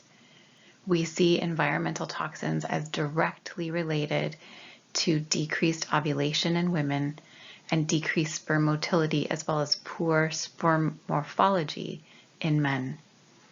These environmental toxins also create damage to both the female and male reproductive systems and impair fetal viability and increase the miscarriage rate. Balancing hormones. In the 3 to 4 months prior to when you hope to try to conceive, it's a wonderful opportunity for you to take a little bit of time to allow your body to find its own natural rhythm again to set the stage for an easy conception. A lot of the things that we have come to rely on to help prevent pregnancy become an influencer for the worst when we are trying to get pregnant or ready to be pregnant for the first time. Oral contraceptives, IUDs with hormones, Nuva rings, and any other form of hormonal birth control can interfere with the amazing balance of our reproductive hormones. It can take anywhere from 3 to 6 months for a woman's body to reestablish appropriate communication between her pituitary and hypothalamus and her ovaries in order to ovulate regularly, as well as produce an appropriate endometrial lining that is willing to embrace an embryo that's ready to implant. And then issues with blood sugar regulation can also be a hormonal problem that creates a lack of ovulation in a woman who's hoping to become pregnant.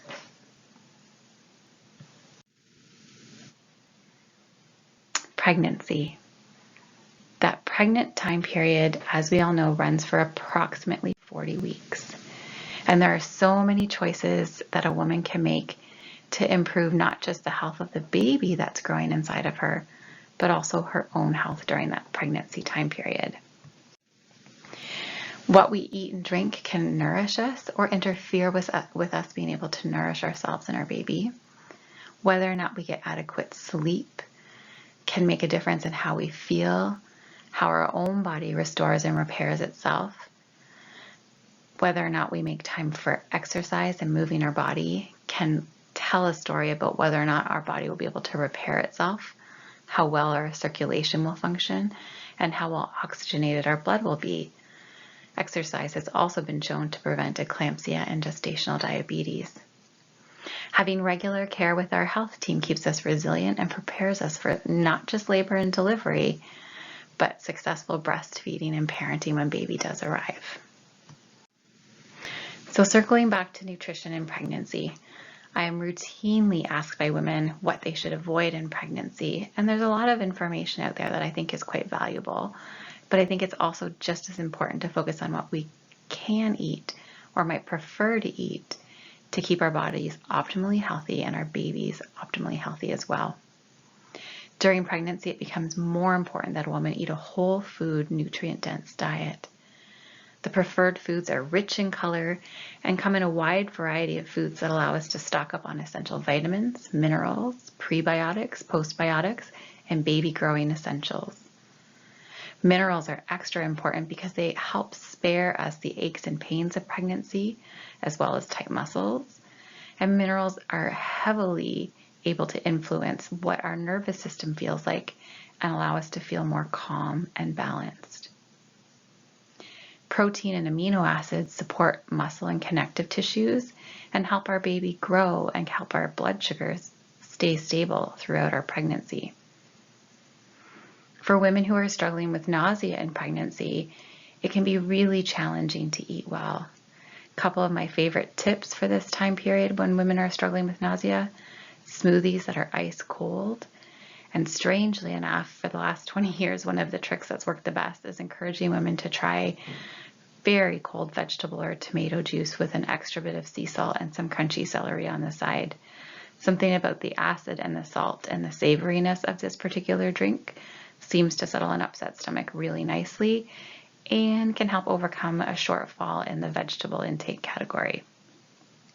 For women who feel like they need carbs in pregnancy, pre-cooking some root vegetables such as sweet potato, parsnip, or beets can help tame an upset tummy, especially early in the morning when starches feel like the safest bet, but at the same time provide important and vital nutrients for keeping our gut microbes healthy. For women who crave junk food in pregnancy, it's okay to indulge on occasion, but focusing on keeping at least 80% of a diet whole foods based is a way to overcome those junk food cravings and keep nourishing baby. Equally important, hydrating well, especially as blood volume levels expand, and avoiding sugary drinks and caffeine help keep our neurotransmitters and insulin levels well balanced and help keep our little passenger's biochemistry balanced too. Sleep. I can't emphasize this enough. Sleep is when our body repairs itself and does its best growing work. If sleep is challenging, magnesium is a safe and effective mineral for almost all of us to try in pregnancy. It'll allow us to quiet our monkey brains, achieve a deeper level of sleep, and relax any really tight muscles.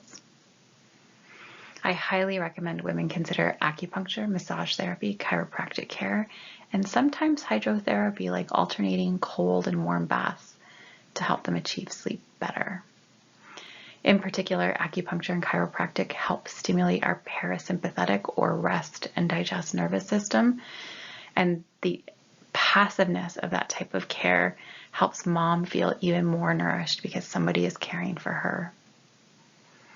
Another quick tip for those of us with a busy brain is to make a habit of creating a worry list each night and review the things you need to do, the things you should be acting on, and the things that you're worrying about so that they don't keep you awake at night. A small protein-rich snack about 30 minutes before you wish to go to bed can help keep you asleep once you've achieved sleep and help prevent some blood sugar crashes.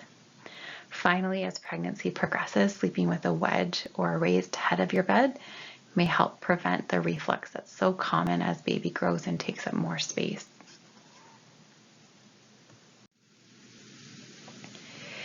In pregnancy, exercise becomes even more important.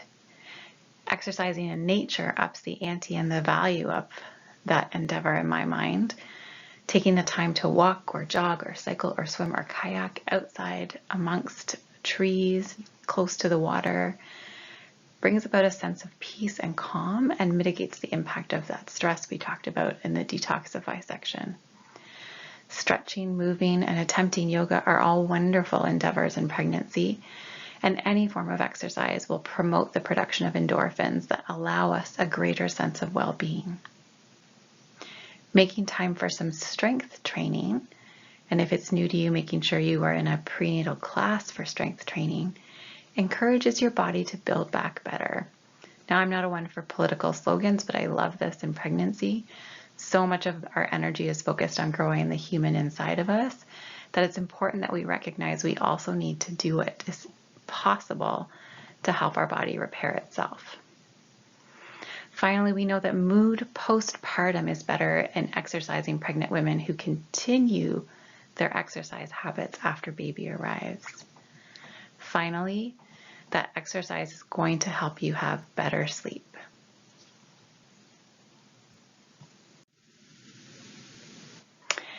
Moving along, we enter the postpartum period next.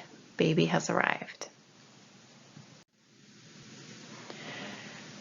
Again, it's really important that feeding baby means feeding mom. Moms who are undernourished or poorly nourished will have a harder time having an adequate milk supply and may feel more fatigue and distress associated with those early infant months.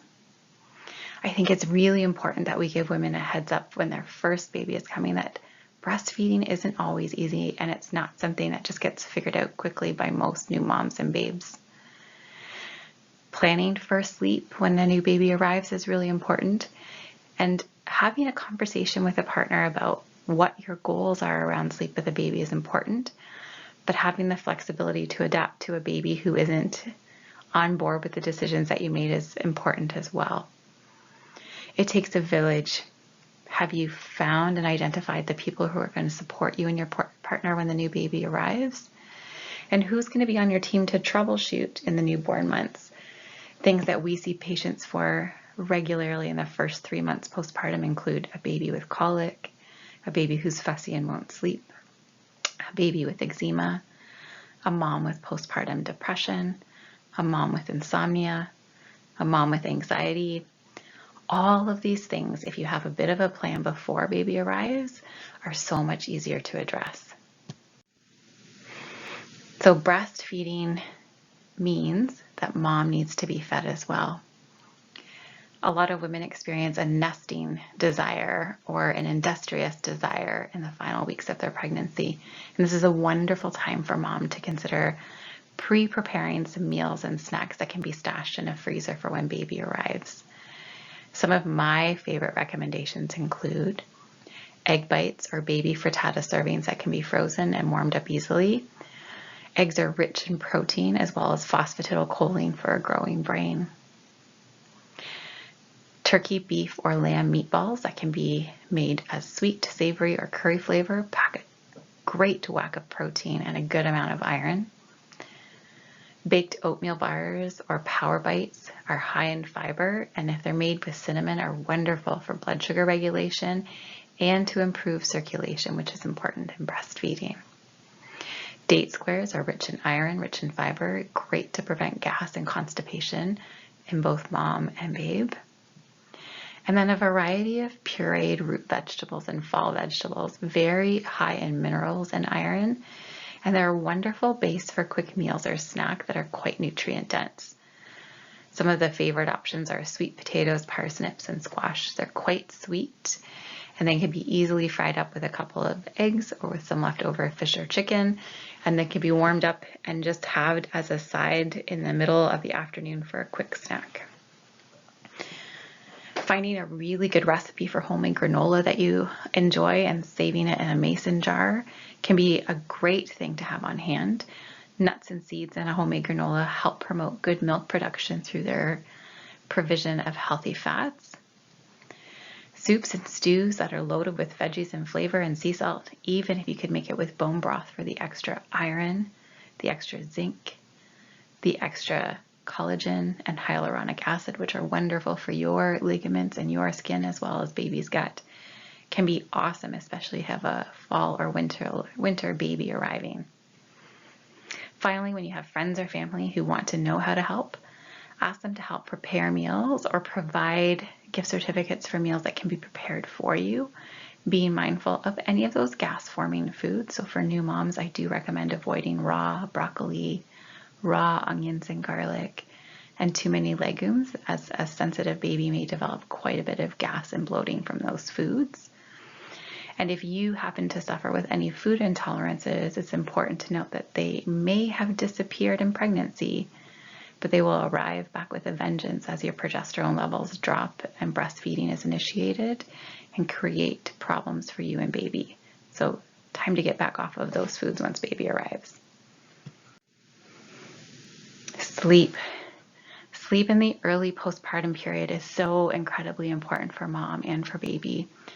And the most important message for today is to figure out what works for you and your family. Everybody has an opinion, and there's no one right way or wrong way to do this.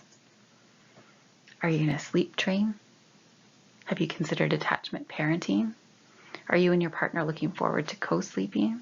Would you consider hiring a postpartum doula? Do you have a helpful mother or mother-in-law who might be willing to pull a night shift where they take care of nighttime feeds and you get to sleep? One thing we do know is that new mothers who do not get support with their own sleep are far more likely to struggle with postpartum depression and postpartum anxiety. And a lack of sleep in a new mom can increase the perceived stress of breastfeeding. We've really just scratched the surface here. But if you have any questions, I do want to invite you to reach out by email or social media. Surround yourself with experts in the field who are going to help you feel empowered and ready in your pregnancy journey. And I wish you all the best of luck.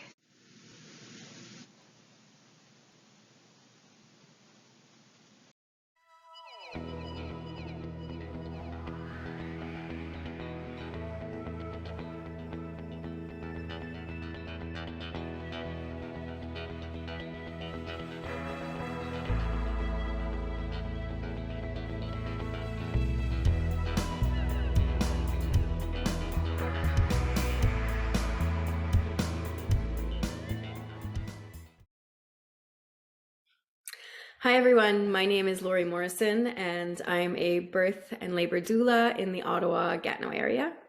I have over 13 years experience and 47 births under my belt. So I'm very grateful to be part of each one of those experiences because they're also unique and special in their own way.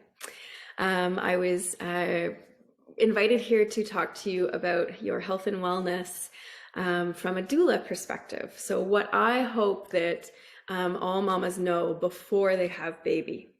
And let's get right into it. So I broke this chat down into 4 specific parts. The first being building strategies that work for you, moving your body for you, and moving your body for baby for optimal fetal positioning. So, and the last one, of course, is to be informed, get informed, find your team. So let's get right into building strategies that work for you. So to build some strategies that work for you, what that means is exploring and looking for new things and new ways to help you feel relaxed, to help you feel supported, to help you feel empowered, meaning that you may have to do a little exploration at the beginning stages of pregnancy to find out how you move your body and in which ways feel good to you. Being open and honest with your partner to help them to know what feels good and relaxed in your body. Do you like it when they rub your shoulders or your feet? Perhaps you don't like it when they touch your feet. All those things that really are important to just work out both as a mama, but also as a couple, and you can have a little bit of fun with that. And also means exploring. So maybe taking a prenatal yoga class, maybe taking a prenatal exercise fit class, just really taking the time to explore the things that help you to feel good in your body as you're growing and expanding and things are ever shifting. And when you find something that feels good, then stick with it. Find something that you can maintain, that's sustainable, and go do that thing. And then the patterns. So once you find those things and you do a little exploration, is finding those things that do help. Perhaps you love seeking or having prenatal massages. Perhaps you love visiting your chiropractor on a regular basis to help you feel spaciousness and mobility through your body. And you start creating those patterns with those things. And then finding ways on how you can take that home and achieve those same relaxations, those same patterns at home. So finding your ways to relax, finding your rhythm in movements, and finding the rituals, those little aspects of perhaps some mindfulness pieces here that help you to really feel confident in your body, but also to feel confident asking for the things that you need, finding those things that you need, and help you to feel empowered to make the choices that you'll need to make. Okay, so a ritual could be as simple as a little journaling at night, lighting a candle, holding some space, having a conversation with baby, having a bath, and all sorts of things. You can use your imagination. It can be fun too. The next point that I wanted to really dive into is moving your body, but for you. So moving your body during pregnancy can improve your mood. We know these things. It can relieve back pain. It can decrease stress, and so on and so forth. And we all know this. However, did you know that it can also increase your chance of a natural unassisted birth? What that means is it decreases the chance of cesareans, it decreases the chance of any interventions really throughout the birth that can influence the type of birth that you're going to have. It can also increase your chance of spontaneous onset of labor. What that means is less chance of being induced. It can also improve the recovery after you have baby. Recovery is such a big key part of getting empowered in knowledge before you have your baby. what kind of interventions can slow down your recovery, what kind of interventions can improve your recovery. All of those things are important to know before you have your baby.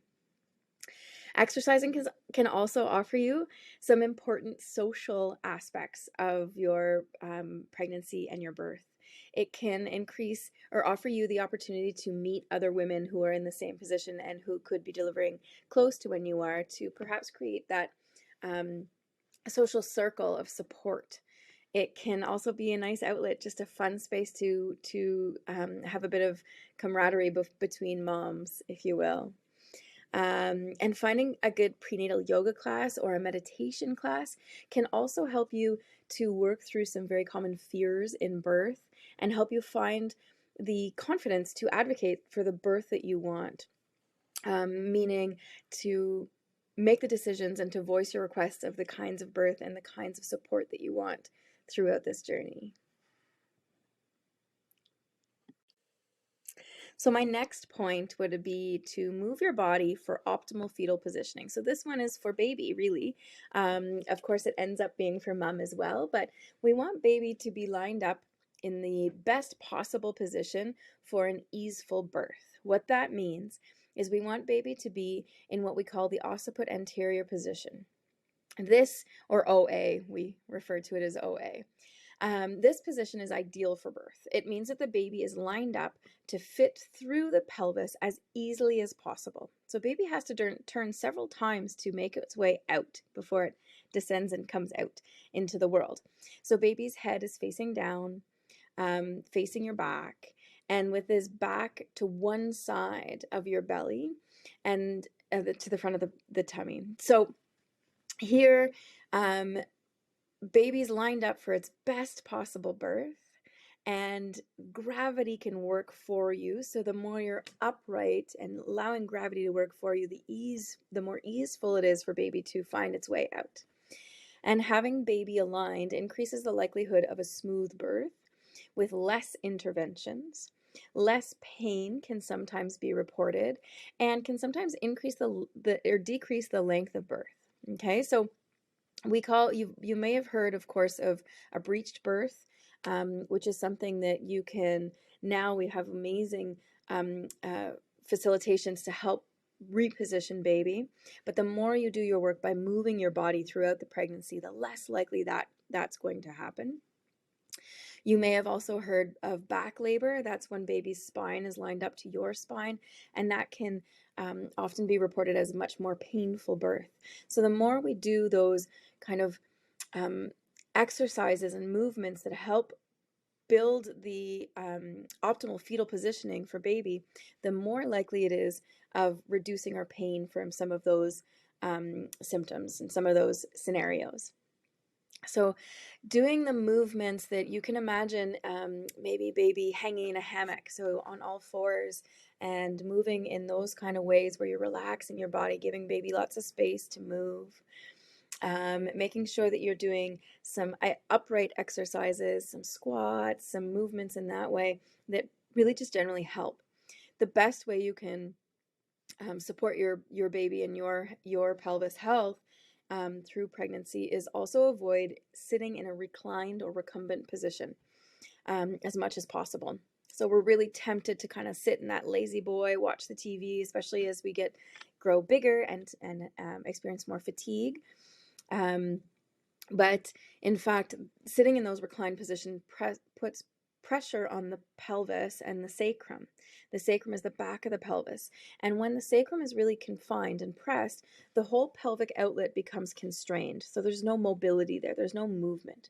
And your body naturally does this amazing thing and creates some relaxin in through the muscles so that your muscles and ligaments can move and feel free to move.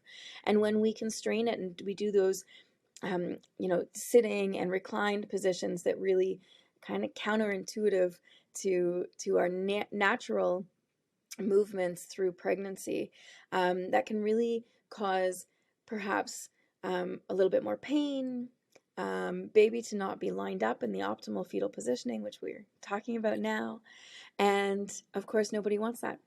So we do our best beforehand to move our bodies to help babies find that right position for a smooth entry into the world. And the more you stay moving in ways that feel good to you, the more sustainable it is. So little things that feel good, perhaps just moving a few yoga poses, perhaps just going for a walk. Maybe you're fortunate enough to be able to go swimming on a regular basis. Just finding those little things that help you, that you can do a couple times or once a day, that really promote optimal fetal positioning and will, of course, have all these wonderful effects on your mood, your health as well. And it gives us a better chance, it will give you a better chance of having a natural vaginal birth if that's what you're looking for. Okay. So my last point that I want to bring to your attention before you welcome baby into the world is to take the time to build your team, to be informed. A good team means a more confident you, a more likelihood of feeling empowered and confident to have the birth and the recovery and the health and the joy in this phase of your life. So finding the team, it could be your healthcare team. So you could have a midwife, you could have an obstetrician, you could have a general practitioner. All of those people are really important to your team. Equally important is the other people, your massage therapist, your chiropractor, your naturopath, your doula, your partner. All of those people become your care team. And when we think about the most influential people around us, of course, we're thinking of those team that we see on a regular basis that can help us to find our way through to the birth that you are looking to have. So finding a team that can help you create the birth that you want in the way that supports your body and your family. A doula is there to help you find comforts, to help you navigate some of the unknowns before, during, and after birth. Your chiropractor can help you find the mobility in your body to allow for a more comfortable and easeful pregnancy, birth, and recovery. Your midwife or doctor is there to ensure your health and your safety of both you and baby. So all of these people are really important to have. Knowing that you have the right to ask questions. So if someone on your healthcare team or someone else is telling you that you need to have something done or you need to have certain tests or whatever it may be, knowing that you can ask, what are the pros and cons? What are the pros and cons if I accept the care? What are the pros and cons if I deny the care? What are the reasons that you're recommending this? One of the biggest reasons that I think it's important to have a doula or a support person in that way is to offer you those moments of pause, offer you those moments of consideration. Ask the questions. Know your rights as you go into your birth. Know what you want. So discuss it with your healthcare team. I want to achieve XYZ in my birth. How will you help me achieve that? So asking those questions, building your team so that when the time comes to welcome baby into the world, you feel empowered to do so, you feel confident, and you feel easeful to welcome baby in the way that you are looking for.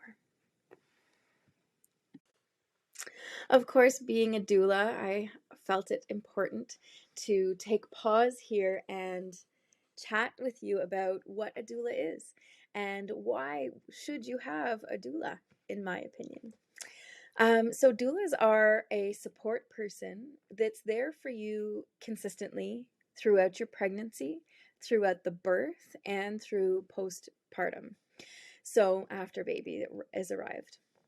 So a doula is someone you get to choose. Okay, you may not have all that much choice over who attends the birth in terms of your obstetrician or your general practitioner or even your midwife. It really for them depends on who's on call.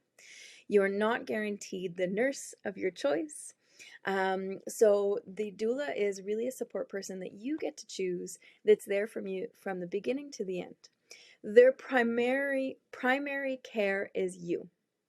They don't have to be taking notes. They don't have to be reporting and following the codes of the hospital or the prenatal center, wherever they are. So they are really a consistent there for you. They're not there to take dad's role or partner's role. They're simply there to augment the support for the mama and for the baby, of course. A doula helps you to feel empowered, to know what your choices are. Personally, I work a lot beforehand, before the birth, to make sure that the both parents or mama is empowered to make the choices that she wants throughout her birth. And of course, the bonuses. We know that having a doula has a direct influence in the type of birth that occurs. So having a doula sees a 50% reduction in the cesarean rate. Okay, so 60% reduction in epidural requests, 25% shorter labors, 30% reduction in forceps use, improvements in breastfeeding, reduction in postpartum depression rate. There's so many proven ways that a doula can help support in a birth to have an easeful and joyful experience. So that's my final thoughts on why to have a doula and things I thought were important to share with you. I hope that you find the birth and the journey that you're looking for. I hope you find the support that you need. I hope your body feels good in movement and growing in this important time. And I wish you the very best and hope to see you on your journey. Thanks so much. Oh, hey, it's me again. One last thought for you. I thought I would remind you of my name. My name is Lori Morrison. I'm a doula in the Ottawa-Gatineau area. I'm also the founder and creator of Home Wakefield Wellness, which is a small wellness, not-for-profit studio. And I hope that you found something useful within this presentation. And I'm very grateful for all the folks at Arc of Life Chiropractor office for welcoming me here. It's been an absolute privilege. Thanks so much again, and have a wonderful day.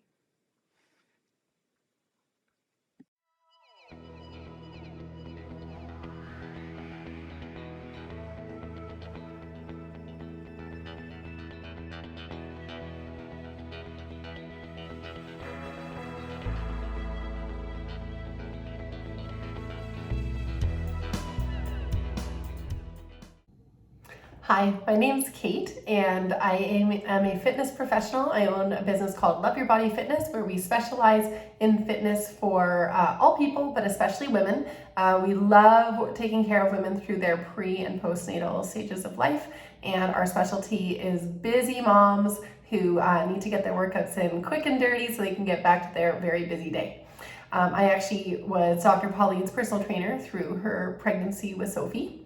And I have loved working with women in this stage of their life. For the last about 13 years, I've spent a lot of time in this part of the world. So let's talk about my tips for having a very fit and healthy pregnancy. Now, number one, I would like to say that there is sometimes a little bit of luck in this. I've got plenty of clients that I've worked with over the years that have been put on bed rest for different reasons. You don't know what's going to happen when you're pregnant, and sometimes you have to just go with the flow. So I'm going to tell you how you're going to try your best to have the fittest, healthiest pregnancy you can, but I like you to make sure everyone kind of takes that with a grain of salt, because if the world throws something a little different at you, you're just going to have to go with it, and I can help you pick it up on the other side.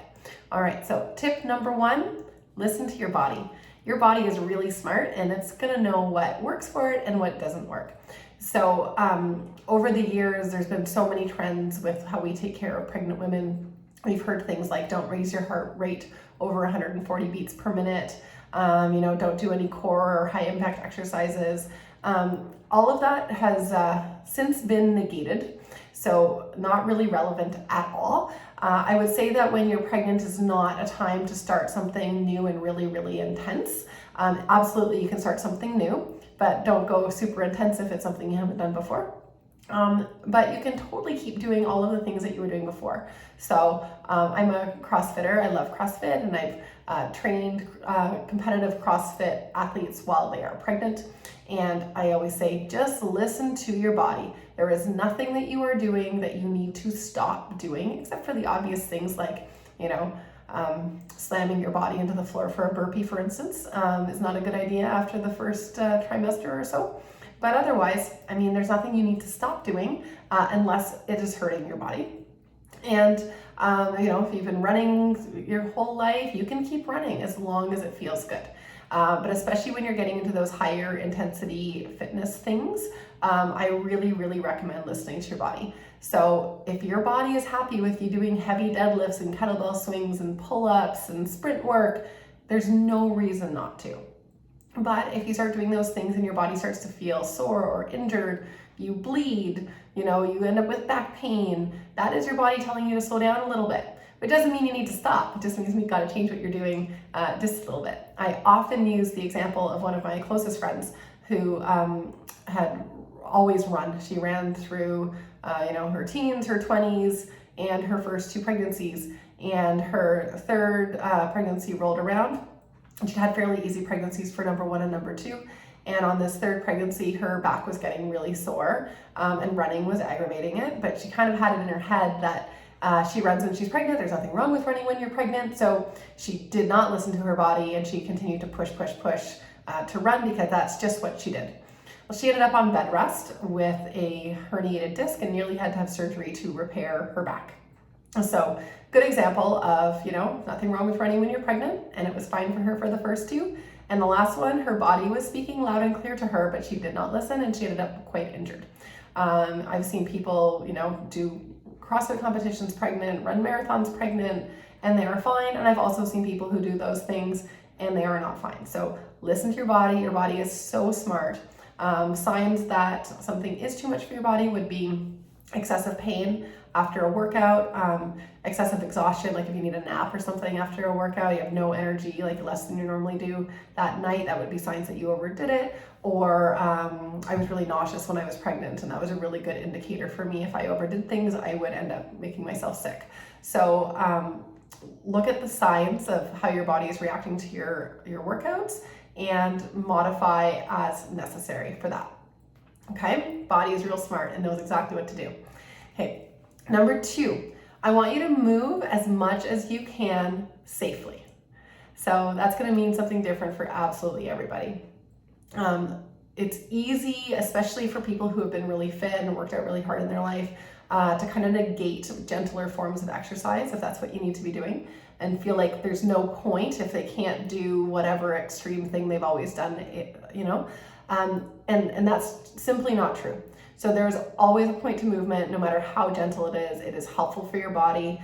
Interesting fact, you can maintain your muscles and fitness for about 3 months, doing about 30 to 40% of what you usually do.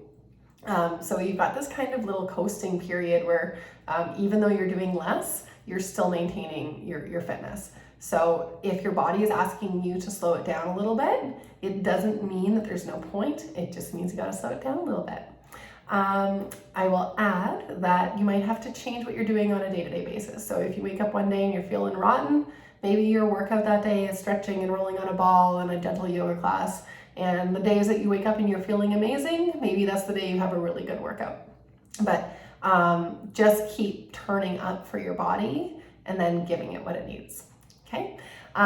Last of my 3 tips, and then we're going to talk about all the trimesters, is to have a really great team of fitness professionals around you. So I mentioned that I trained Dr. Pauline through her pregnancy. So I was part of her team. And then she was my chiropractor through my pregnancy, so she was part of my team.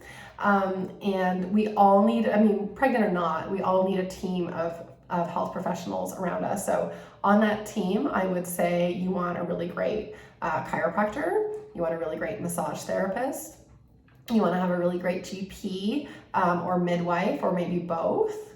Ideally, you've got a trainer on that list, because sometimes you might need some ideas on how to continue to exercise while you're dealing with whatever the pregnancy gods have thrown at you.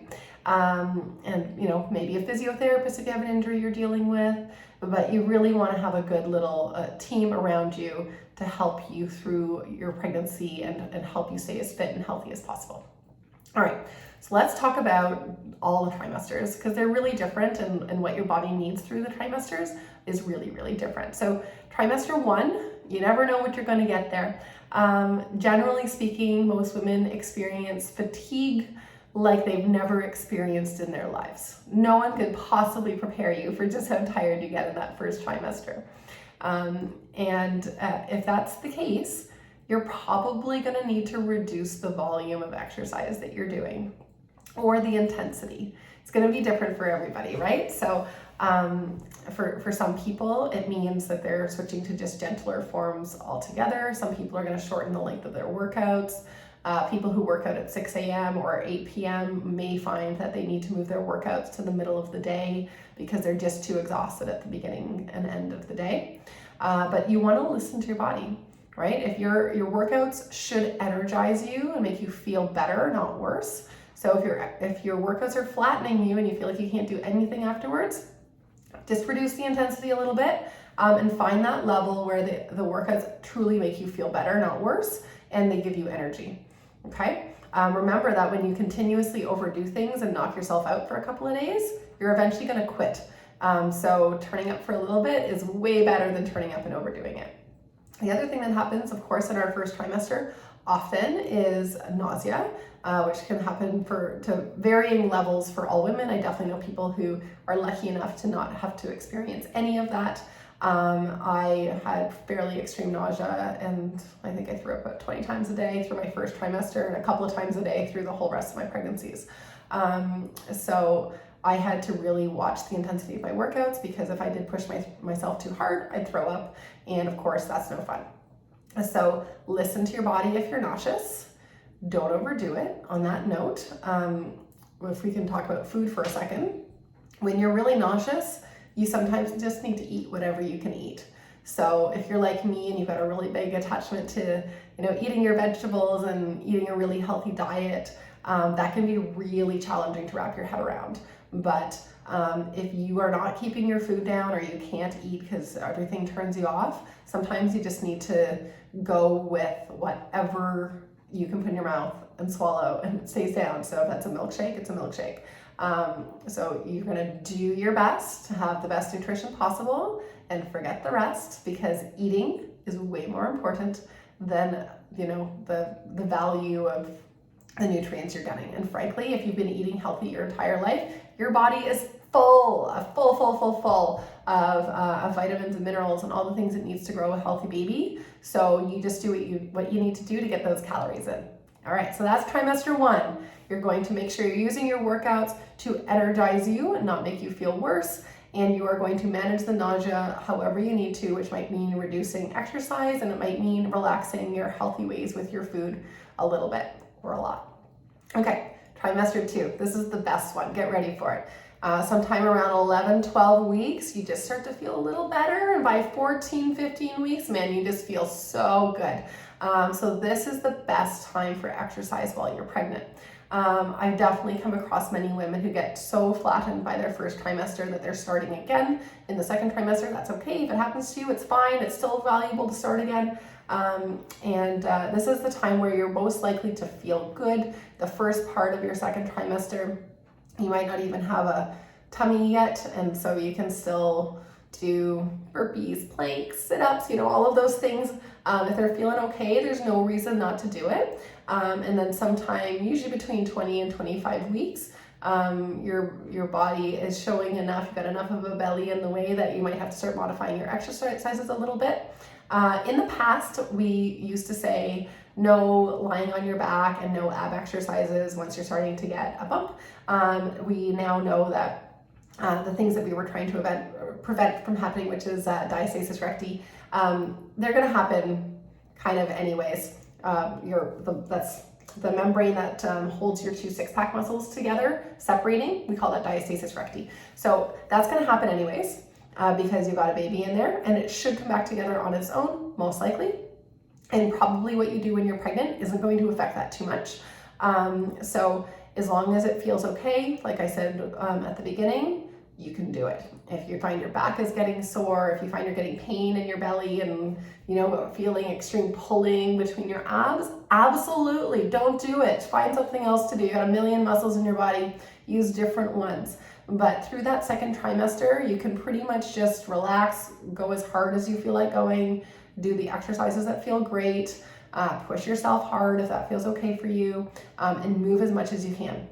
Because sometime around 28 to 30 weeks, you get hit with what I call the third trimester ton of bricks. So it's like someone just comes along and goes, whew, third trimester ton of bricks, and you're like exhausted again.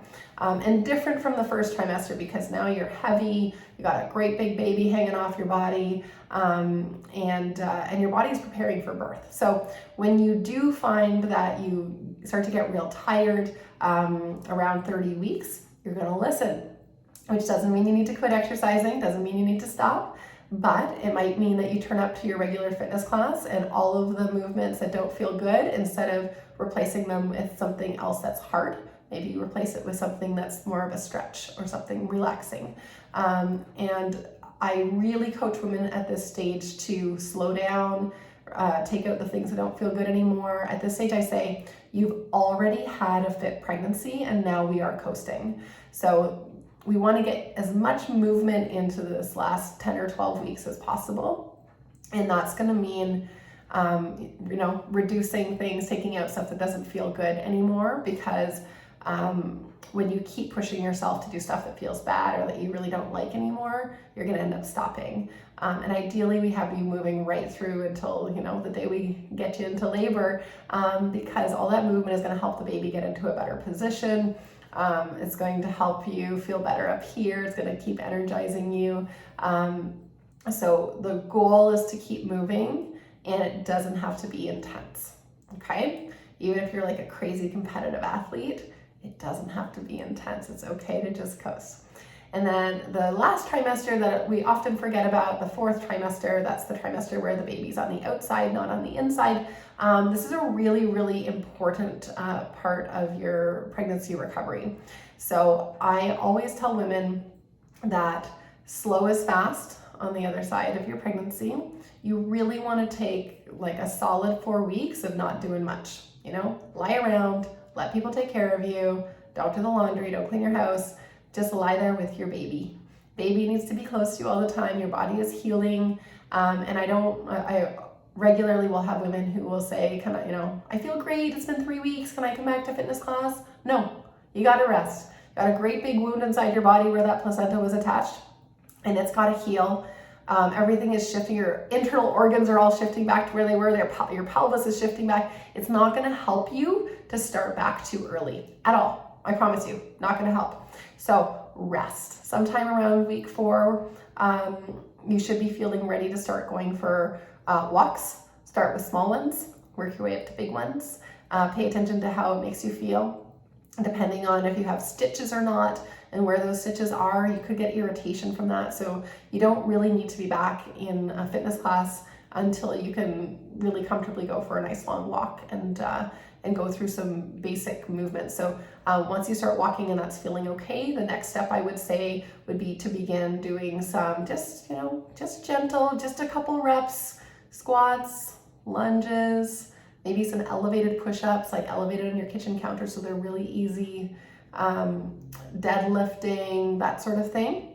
Nice, light, easy. When that is all feeling okay, and after you've had your 6-week checkup, that is a good time to start back with a fitness routine. It's a really important time to have somebody helping you with your fitness who knows how to help women recover from birth. I often have women who go through their first one and find me on their second pregnancy, and they and I coach everyone to start really slow, and they all report recovering faster and being back to their fit selves faster when they have the coaching of starting slow.